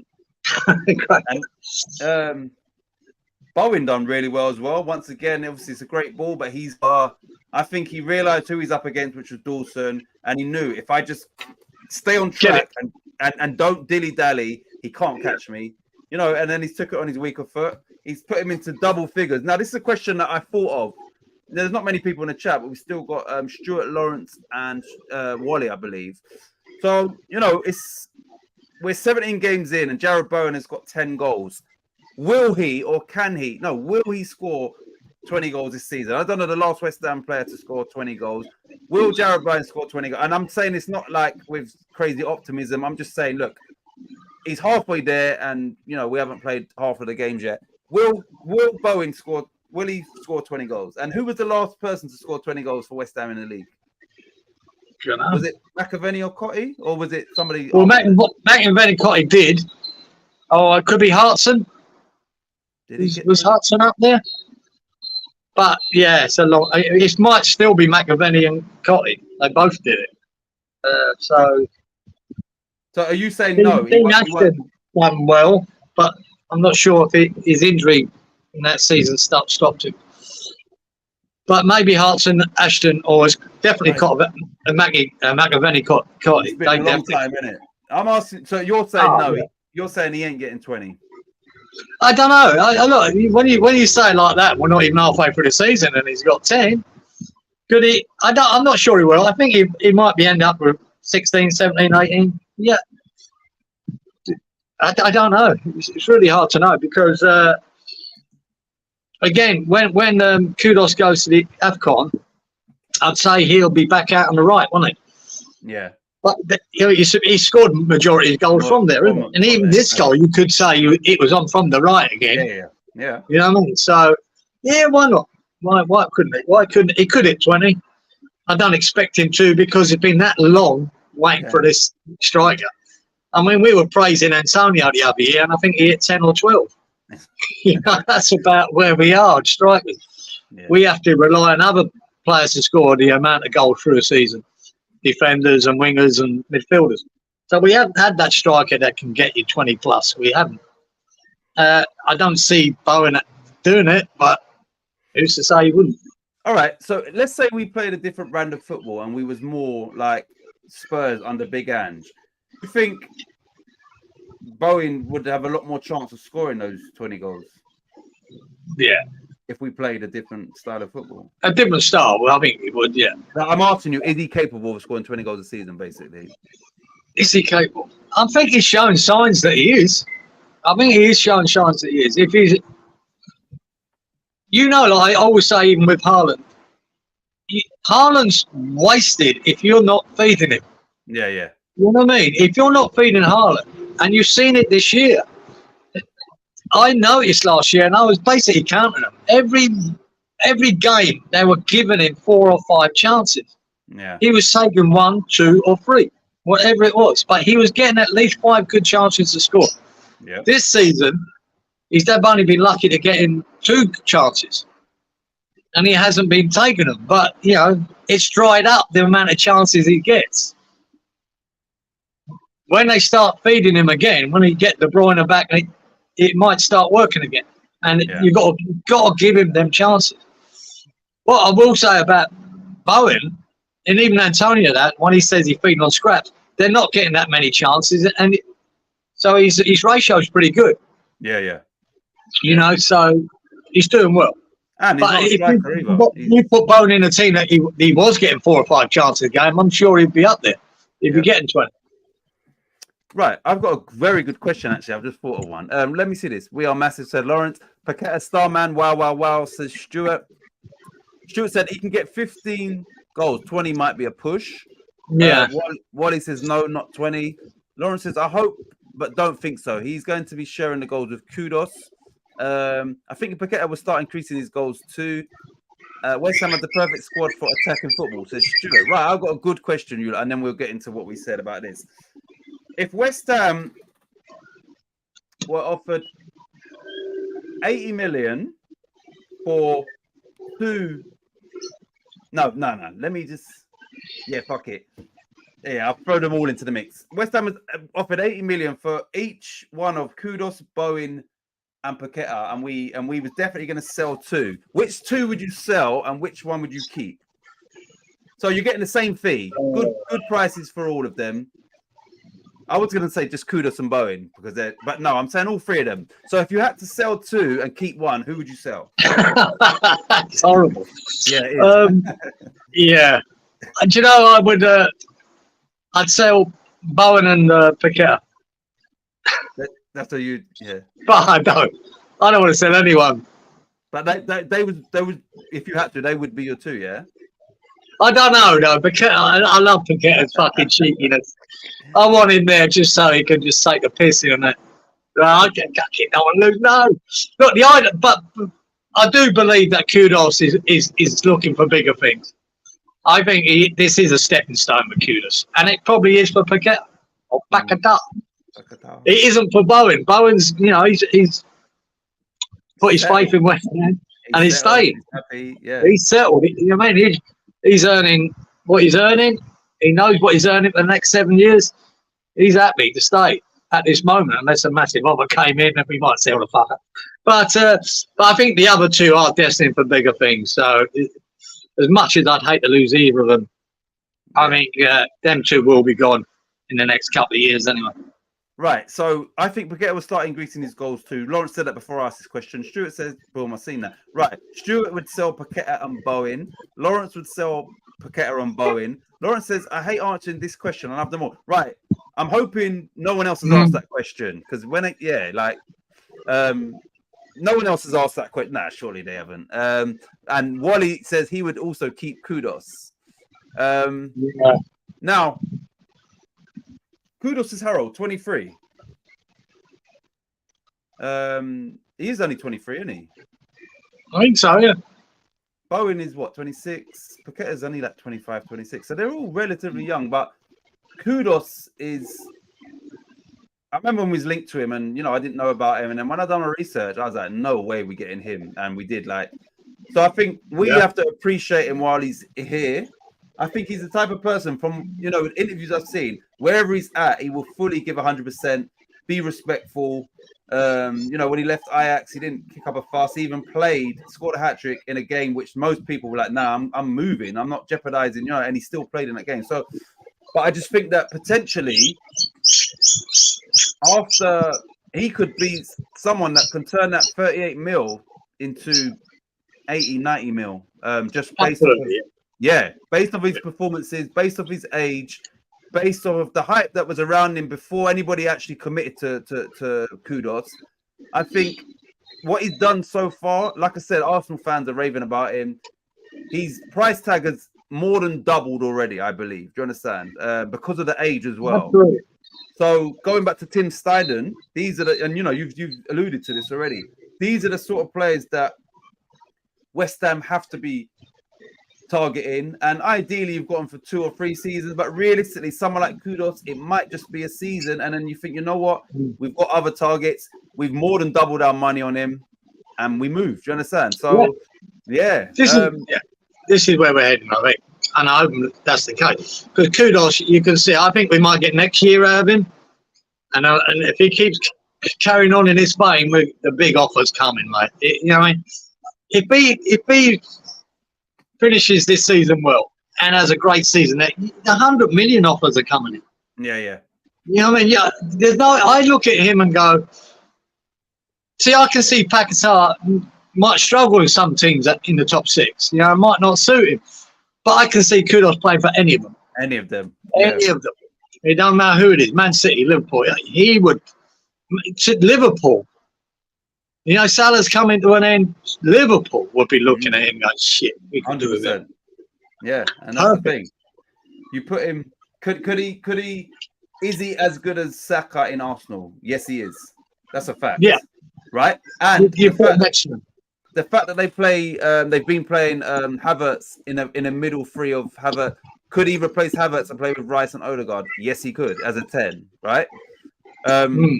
Could he play instead of Almiron or whoever at Newcastle? Of course he could. Oh, absolutely. Who plays on the right for Man City currently? Because it ain't Mahrez. Who plays on the right for them? Bernardo Silva mainly now, and he's coming to the end. But he's more of a 10 or a midfielder. He's everywhere, but he plays a lot on the right. So could Kudos play for Man City now? Yes, he could. So I think if they're smart, Kieran, they wouldn't wait. I'm not trying to sell him, but they wouldn't wait for him to have another good season. They'd say, listen, at the end of the season, we need to get him. Yeah, I know. Yeah. Like, because we've already missed the trick by letting West Ham get it. Because remember, Chelsea was highly interested in him, didn't make the move. So and Brighton, yeah, all these teams was interested in him. Thankfully, we got him. Got that. Well, deal apparently, Titch, he was negotiating with Brighton. Yeah. And the sticking point was he wanted a bailout clause, in the contract. Yeah. A buyout clause. And they wouldn't put it. But apparently they wouldn't do it. But apparently Stein has got rid of that. He hasn't got it in his contract with West Ham. There isn't a buyout clause. There isn't a number on it. See what I mean?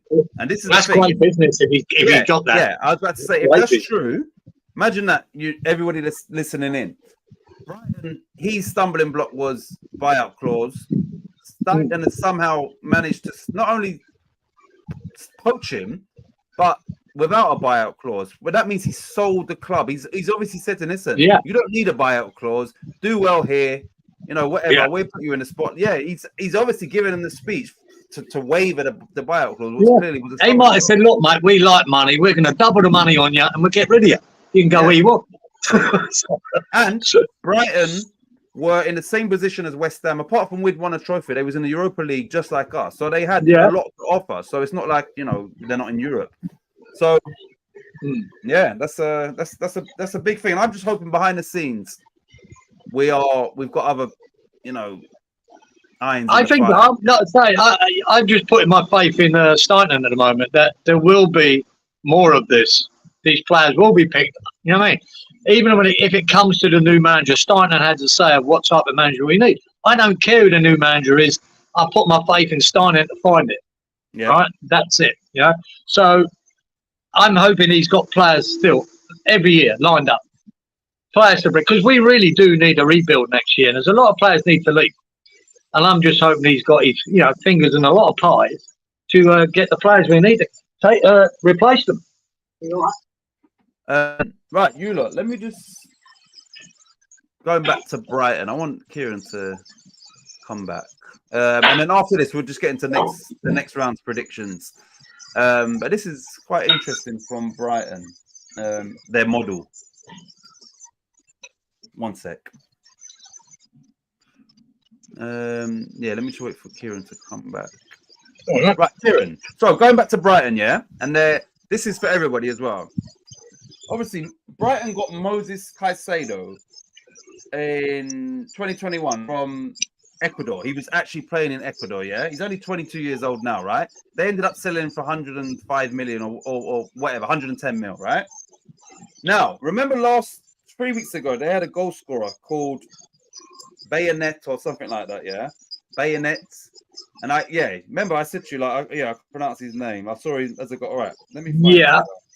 Anyway, done a little bit of research on this guy. Where is his name? 1 minute. There we go. Right. His name is Facundo Buenete, whatever. He's 18 years old, right? They got this guy from Rosario in Argentina. His manager was Carlos Tevez. Carlos Tevez compared him to Lionel Messi. So I'm just going back to how the hell did they find these players? So Caicedo was in the deep depths of Ecuador, playing in Ecuador, not Ecuadorian playing for somebody else. This guy is playing in Argentina. He's 18 years old, and Tevez was his manager. Tevez knows Messi, obviously, and he's saying he reminds him a lot of Lionel Messi. Wow. So I don't know how their scouting network is vast and it's very, very. That's crazy, yeah. So I mean, they keep pulling up gems, mate, and this is what we need Steinen to do, don't we? This is what we're hoping. Whether he's got that reach in South America, I don't know. But, that's what you need, isn't it? I think it's the future of football, especially for clubs that ain't sponsored by an oil state. Yeah. You need to find gems of your own, and you need to bring your youth through to be financially viable. If you can do both, my God, the future's bright, because there's so much profit involved in bringing youngsters through, as Declan Rice has just proved for 105 million. It's costing you nothing. And for your financial fair play, everything works better when you can bring an odd one. Doesn't have to be loads, an odd one now and again, even if you sell them now and again. But you get the use out of them for a few years and then you move them on. If we can bring guys in for 20 million and then 30 million, you know, within a year they've doubled the money on them. This is the future. It allows you to buy better players as well. You know, you can buy if you keep doing that. You can buy a marquee player for 80 million.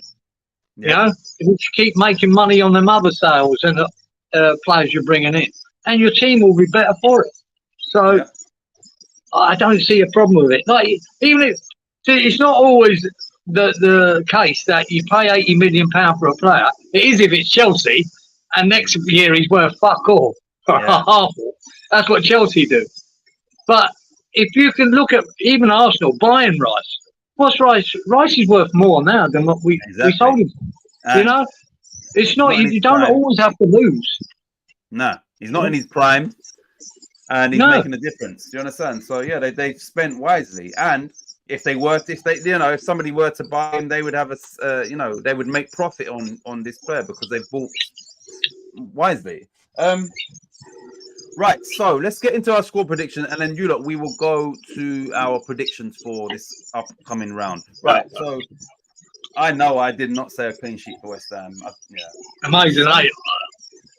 Well, Charlie Walsh, I said we win 4-0, but last week here I said we win 2-0. Fuck's sake, could I just said 3? Could I just said 3? No, I said we'd win 2-0. I did give us a clean sheet. I'll get points for that. Yeah. I'm the only person that gave us a clean sheet. Anyway, Titch, you said 2-all. Robert said 2-1 to West Ham. Stu 2-1 to West Ham. Why? Whatever. He don't even know West Ham. Charlie Boy said 1-all. Lawrence said 2-1 to West Ham, mate. So yeah, I was closest. I win. Right, so yeah, I've just seen. No, I sent Kieran the fixtures, but yeah, they're scattered. This round goes all the way up until Christmas Eve, so I don't know if it's played over 4 days. Fixtures.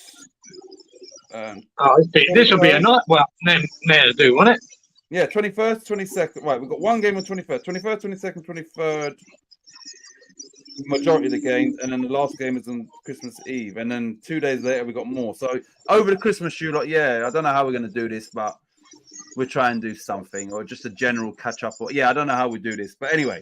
Right, so yeah, I'll have to get the other bit. I don't know how we're going to do the other bit of paper that you sent me the teams about 3 minutes before we started, so that's rushed. That's more than enough time. I'm gonna go Sky Bet. One sec. I'm gonna go Sky Bet and give you the odds before we pick Premier League. Right, is Palace? Is it? One sec. Right, let's see. Oh, we ain't gonna have many predictions here, are we? Nah, it's fine. Yeah. Is the first game, is it Palace Brighton? Yeah, he's on here. Right, Palace Brighton, I'll give you the odds. So Palace are 23-10 to win, 12-5 for the draw, and Brighton are 23-20 to win.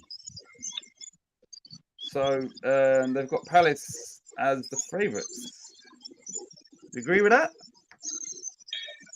Not really, but this is their big derby and all, isn't it, guys? Yeah. What do they call it? M25 derby, is it? No, what do they call it? Is it that? Well, it does. Yeah, I don't know how the hell that's a derby, but yeah. No, they class it as a derby. It's nothing. There you go. But it could be out. Put a bit on at least one sending off in it. Palace Brighton, everybody. Palace is so coming off the back of their 2-2 draw with City, and Brighton coming off a 2-0 defeat to Arsenal. Right, let's get to the comment. Here we go. Stuart said 2-2. I was just about to do 2-2 and I changed it to 1-1. I went 1-1. Okay, Wally and Lawrence have got the same score but for different teams. Lawrence is 2-1 to Brighton. There you go.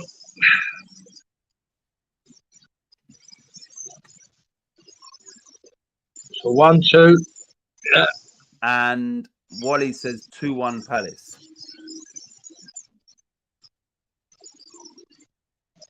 Yeah.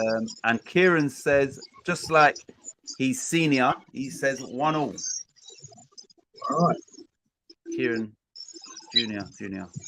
Right. Right. 1-0. 1-0. No, what am I going to say? What I'm going to say? The first thing that came into my head, I'm going to stick with it. I am agreeing with my man Walito. I'm going to go 2-1 Palace. That's the score that came into my head. So I'm sticking with that one. Okay. If you give us the next game and I'll tell everybody the odds, not that they count. Villa, Sheffield. 1 sec.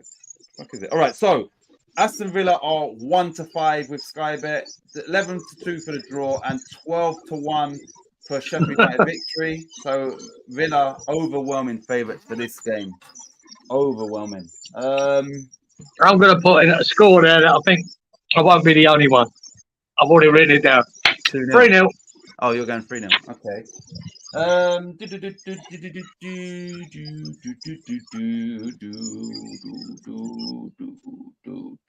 go 2-0. 2-0.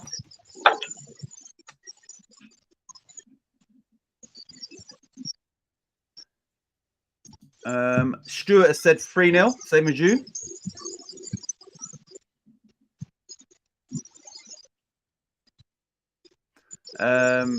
Kieran has said 2-0, same as me.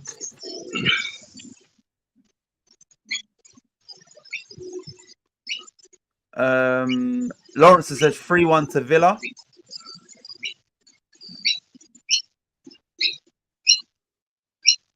And Wally has gone for 2-1. Is that again? Did he say 2-1? Again, he's off, isn't he? He's off. Oh, yeah, 2-1 Villa. He's gone 2-1. What's the next game? Next game, West Ham, Man United. West Ham, Man United. Right, so West Ham are 29-20. Draw is 13-5, and Manchester United is 17-10. So they've got West Ham. No, they haven't. They've got Man United as the slight favourites then. Unless I'm doing... Yeah, they have. Yeah, it's a fucking tricky one. Yeah. Right, so Wally's laughing. Right, Kieran has said 2-1 to United. Oh, which United? West Ham. It's got to be Man United, isn't it? Yeah. Yeah. 2-1. Oh, Wally. Right, is there a pattern? Lawrence has said, well, you're going to see a pattern. Right.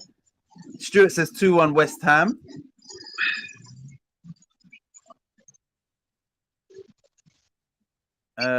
Lawrence says 2-1 West Ham. Without looking at the screen, what did Wally say? I'm guessing he's saying 2-1 West Ham. Yep, you're right. You're psychic. Stu, take your lead. I'll tell you what, fuck it. No, we're on a high. We're on a high. Carabao Cup during the week as well, aren't we? Yeah, we'll be out of that. I reckon. Well, fuck it. We're going to beat them 3-1. Oh. Jeez. We'll be out of the Carabao Cup away to Liverpool. It's away to Liverpool, isn't it? Well, yeah. You won would be. I just hope we don't get any injuries. Right. Kieran says, Stu, take your lead top off and reveal your West Ham one underneath. Yeah, he's got it on, Kieran. He's got it on, young Kieran. Don't worry about that. Right. What am I going to say? What am I going to say? So Man United, yeah, they're just tricky. 2-2. I'm going 2-2. You what? 2-2. 2-2. Yeah. Yeah, I'm just trying to be positive. But Man United, you know, fucking up and down, aren't they? You don't know what they fucking. Exactly. That's what I'm saying. Like, yeah, there will be goals. What's the next? What is it? Fulham Burnley. Is it Fulham Burnley next, Kieran? Well, Fulham Burnley, yeah. All right, so Fulham are 4-6 with Sky Bet. The draw is 29-10, and Burnley are 4-1. So clear favourites are Fulham in this game. Kieran says, what did Kieran say? I like your optimism, lads. As much as I want West Ham to win, can't see them doing so. Yeah, Man United is a tricky team to call it go against. Yeah, it's one of them. I'm hoping to have one of them shit days that they have every other week. They win one, lose one. Hope it's this one. Yeah. But, yeah, they got a good point against Liverpool, so it's time for them to be shit against us. Right, Stuart had said Fulham are going to get back to goal scoring ways and win 3-0. Oh. I'm going to put. Look, these games coming up to Christmas. There's always an odd. Oh my God, what happened there? But I'm not going to go mad. I'm going to go 1-1. 1-1. 1-1. I mean, it shouldn't be, but I'm going to give Burnley a point. We're calling conservative Kieran. Right, we've got Kieran has also said 3-0 to Fulham, like Stuart. I love this. Lawrence has said 4-0 Fulham. You know, he's going for goals. Don't look at the screen. What did Wally say? 2-1. No, Fulham. No doubt, it's got to be Fulham. He's got all the home teams. Well, Lawrence says, Wally, for the love of God. Yeah. Fuck your system. What a passion into his dad. Right, so I need to give a score prediction, don't I? Yeah.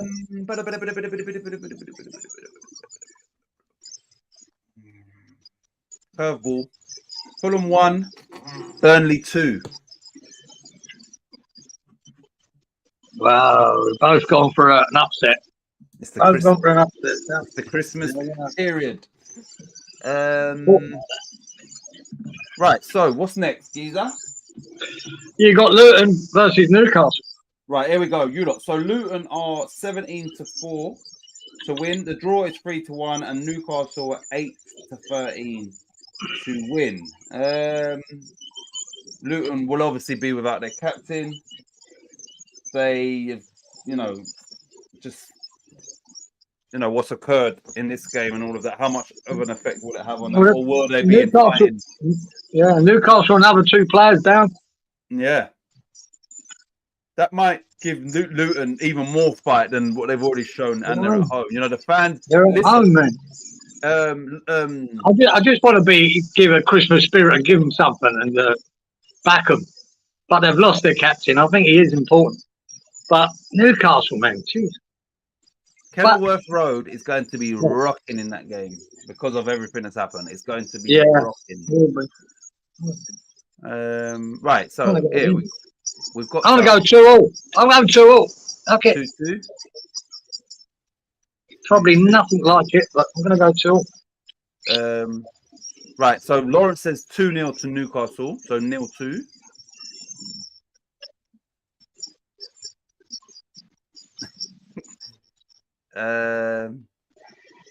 Stuart said Luton 2, Newcastle 3. I love that, Stu. Goals galore. What did Wally say? 2-1 Luton, did he? Oh no, he switched it. He's gone the other way. Yeah. And then Kieran has said 2-1 to Newcastle. So 1-2. Oh, I've got to give my score, ain't I? Luton. 1-2, yeah. I'm gonna go for a 1-0. 1-0. Yeah. No, I think out of about 70 results, I've got about 1 right. So I think it's time to think outside the box with some of these. Yep. Yeah. Nothing. It doesn't always go to form, does it? So. Nah, and like you said, the Christmas period is because there's so many games weird. And all of that. Yeah, there's definitely going to be some weird results. Someone's going to get a spanking over the Christmas. Forest, Bournemouth.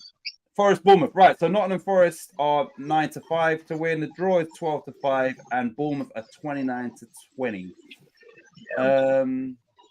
Nottingham Forest need a win, obviously, because they're the only team realistically that can be caught by those bottom 3, I believe. Well, right, straight in. I think they'll come. I think they'll do something. I think 2-1 to Forest. Right, you're saying 2-1. Right, Kieran has said 3-1 to Bournemouth, so 1-3. Lawrence has said, "I will send you some tips, Geezer," because you know Lawrence is on fire. Right, Lawrence says 2-1 Forest. I think Wally told him to put that one in there. Yeah, Lawrence at 2-1 Forest. 2-1 Forest. Who was that, Lawrence? Yeah, Lawrence. Not Wally, not yet. Stuart said 2-2. 2-2. Once you've written that in without looking, what did Wally say? He said, I'm giving him 2-1 Forest. So, yep, 2-1 Yeah. Forest. What am I going for? Forest at home. Bournemouth obviously was part of that abandoned game.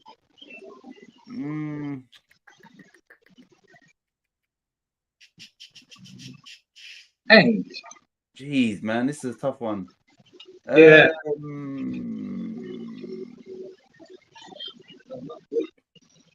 Say 2-2. Okay, I'm going 2-2.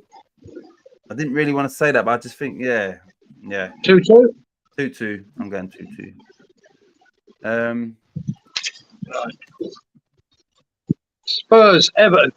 Ooh, Spurs v Everton. Spurs are 3-4 with the bookies, 3-1 for the draw, and 16-5 for Everton.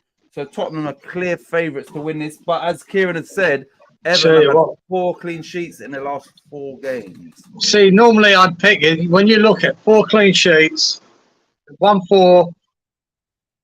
This is a tough game for Spurs, I think. Really tough. Well, Kieran and Stuart have both said 2-2 for this game. Right. This is a tough one to call. Lawrence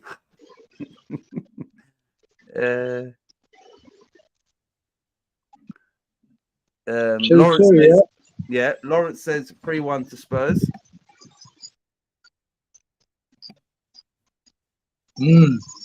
What did Wally say? Oh, he would have gone 2-1 Spurs. Yeah, you're right. You need to do the lottery because you're definitely psychic.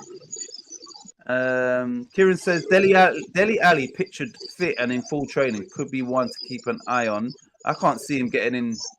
Jesus, is he still alive? Is he? What? At Tottenham? He's still at Tottenham? No, he's at Everton, isn't he? Oh, of course he went there. Yeah, I forgot. Really? I think Stu is copying my homework. Says Kieran. Right. So is it me and you that haven't picked yet?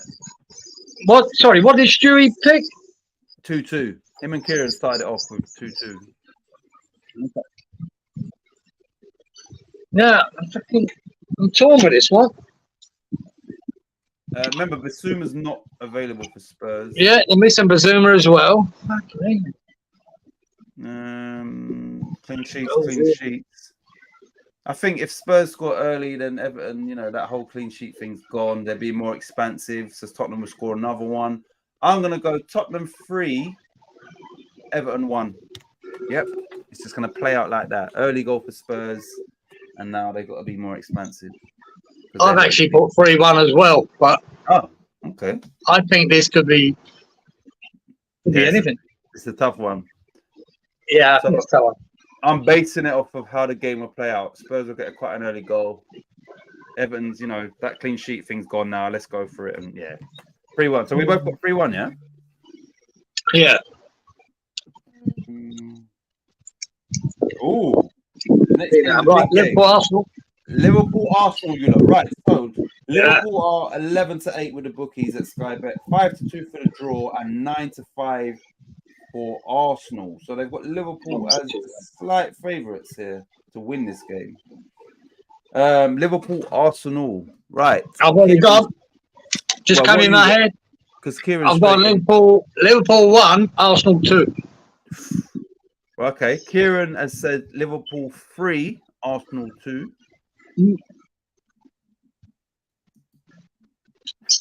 Lawrence and Stuart have said 2-2.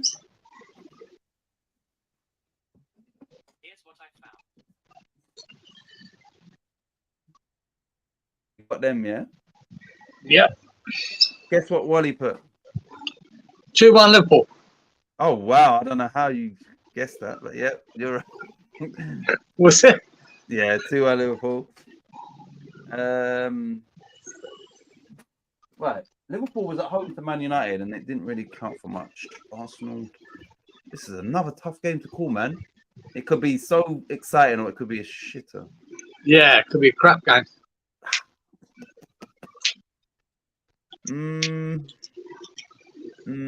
Christmas time, bit crazy. 3-2 Arsenal. Fuck it.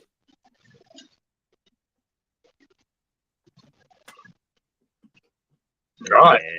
So your last one is Wolves versus Chelsea. Wolves v Chelsea. Let me get you the odds, which will be on Christmas Eve. Oh, all right. Wolves are 29-10. The draw is 13-5, and Chelsea are 10-11. So they've got Chelsea as the clear favourites to win this game. Do you agree with that? Yeah, they should be favourites, but it's just looking at the team they play at, but not necessarily how they play. Yeah. Right. Stuart has said 2-1 Wolves.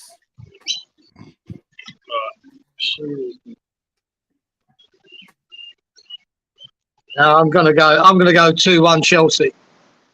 Well, somebody agreeing with that scoreline is Kieran. He says 2-1 Chelsea.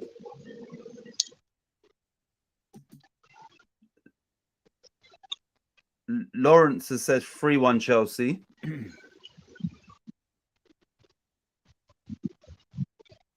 And what did Wally say? 2-1 Chelsea. No. Right, or is he sticking with the home teams? Oh, you sticking with the home teams? Okay. 2-1. Well, he's probably sitting all proud of his picks.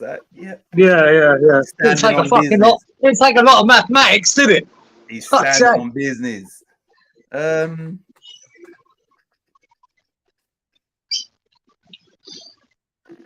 Wolves 3, Chelsea 1. There we go. Got it. Don't care. Well, you never know because they've had their win this week, Chelsea. They normally back it up with a loss, don't they? Yeah, and Gary Neal said he was disappointed in his team. Yeah, there's going to be some curveballs, so I might as well just try and. Well, there is. Yeah, around the Christmas, there's going to be some weird old results here and there. So that's that. Right, so that wraps up everything. But yeah, I don't know when we're gonna fit this in because I'll tell you what we will do. Maybe it's hard. This is on Christmas Eve at 1 o'clock. Realistically, yeah, I'm gonna be tied up on. So I don't know how we're gonna. Yeah, we're gonna miss a couple of rounds, but when we do come back, we'll just go back over these scores and just a general catch up. So we will cover what our predictions. But other games probably would have got played after that because of the game. Yeah, maybe. Yeah, probably. Yeah, we just got to find a spot where it calms down a bit. Otherwise, it's going to be ridiculous. It's going to be like impossible. So we will go back after these, but just bear in mind other games would have been played, but we don't worry about them. And then we'll just catch up as a whole as to what the league's looking like and just the scores and stuff. And I don't know when that will be yet, but I'll speak to Kieran. I'll look through the calendar and all of that, and then we'll be back on soon. It's just finding the slot. But right, what is laughing, Mr. 2-1. Thanks for another great show. No, man, thanks for you lot participating as always. Happy holidays to everyone. Yeah, so we won't be back on. I don't think until after Christmas. So yeah, everybody have a good festive period. Have a good Christmas. All of that. Yeah. Think about me. Think about. Oh, he's gone. No, he's back. Hey. I was gonna say, think about me in my madhouse at Christmas. Just poor little me. Christmas is May. Nice and quiet here, mate. Nice and quiet here. But yeah, it's good. Like I say every week, I enjoy doing this. I was tired. Like last night was just crazy, but I was tired. But it's like you find the energy to come here and just socialize and just for the fun of it. No pressure, nothing like that. So and then Wally bringing the banter with his 2-1, 2-1, 2-1, 2-1. Yeah, 2-1 wanker.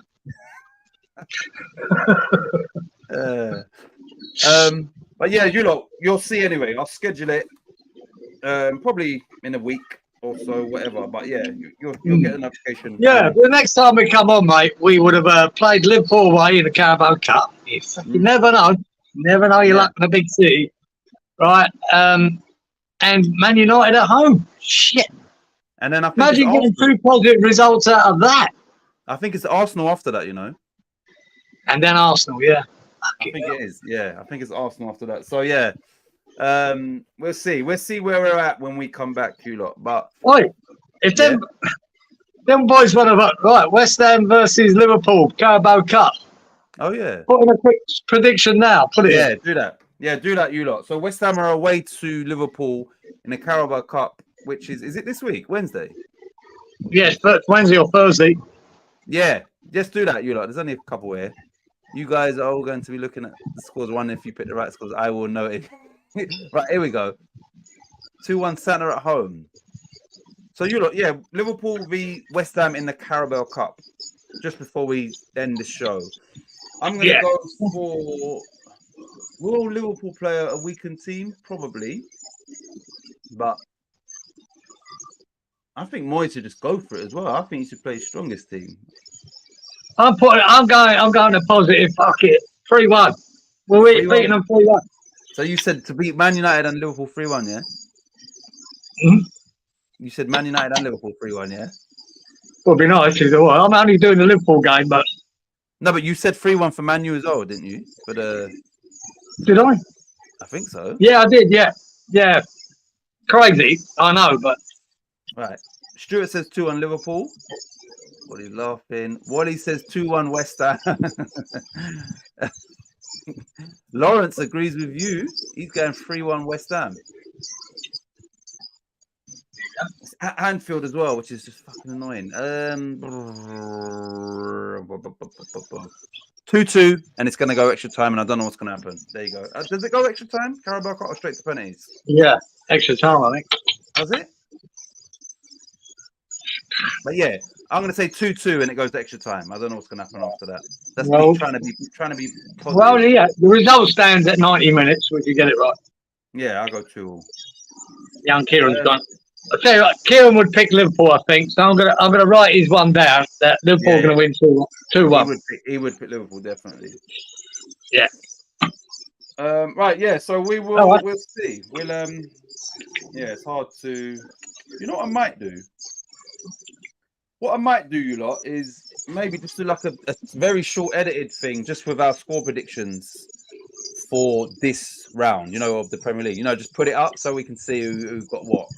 So, Kieran, if you can send me what we picked, I might just do it as in like a 5-minute, just put it up, you know, like a text video. Game, result, what we picked. Right. Yeah, I might do that. Yeah, I might do that, you know, just, yeah, as a very short edited upload video, which will be the first upload on this channel. Just so that we get that out of the way, so when we come back, we don't really, we'll do it like that. We'll just do it as an upload.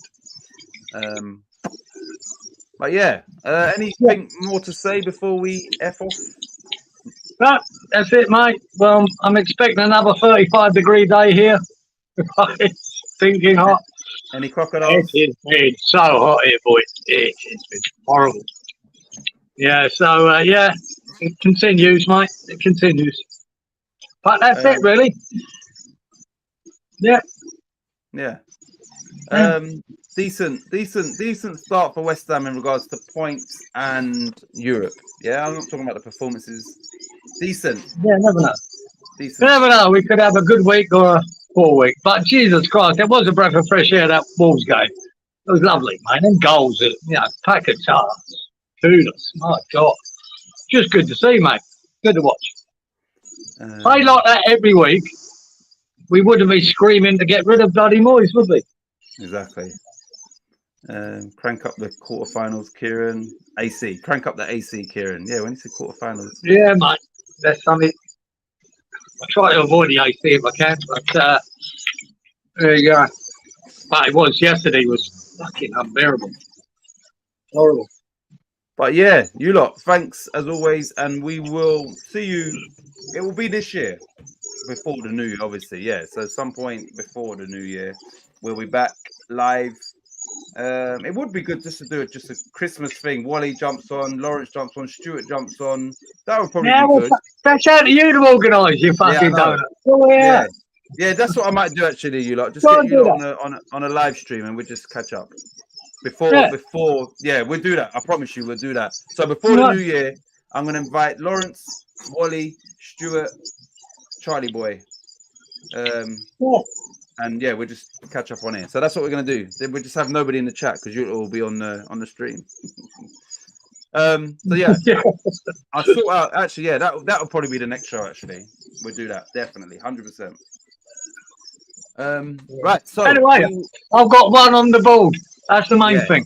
Finally, sounds good. No, you lot, I'll pick a date and I'll just run it by all of you, and that's a promise. Right. So let's go.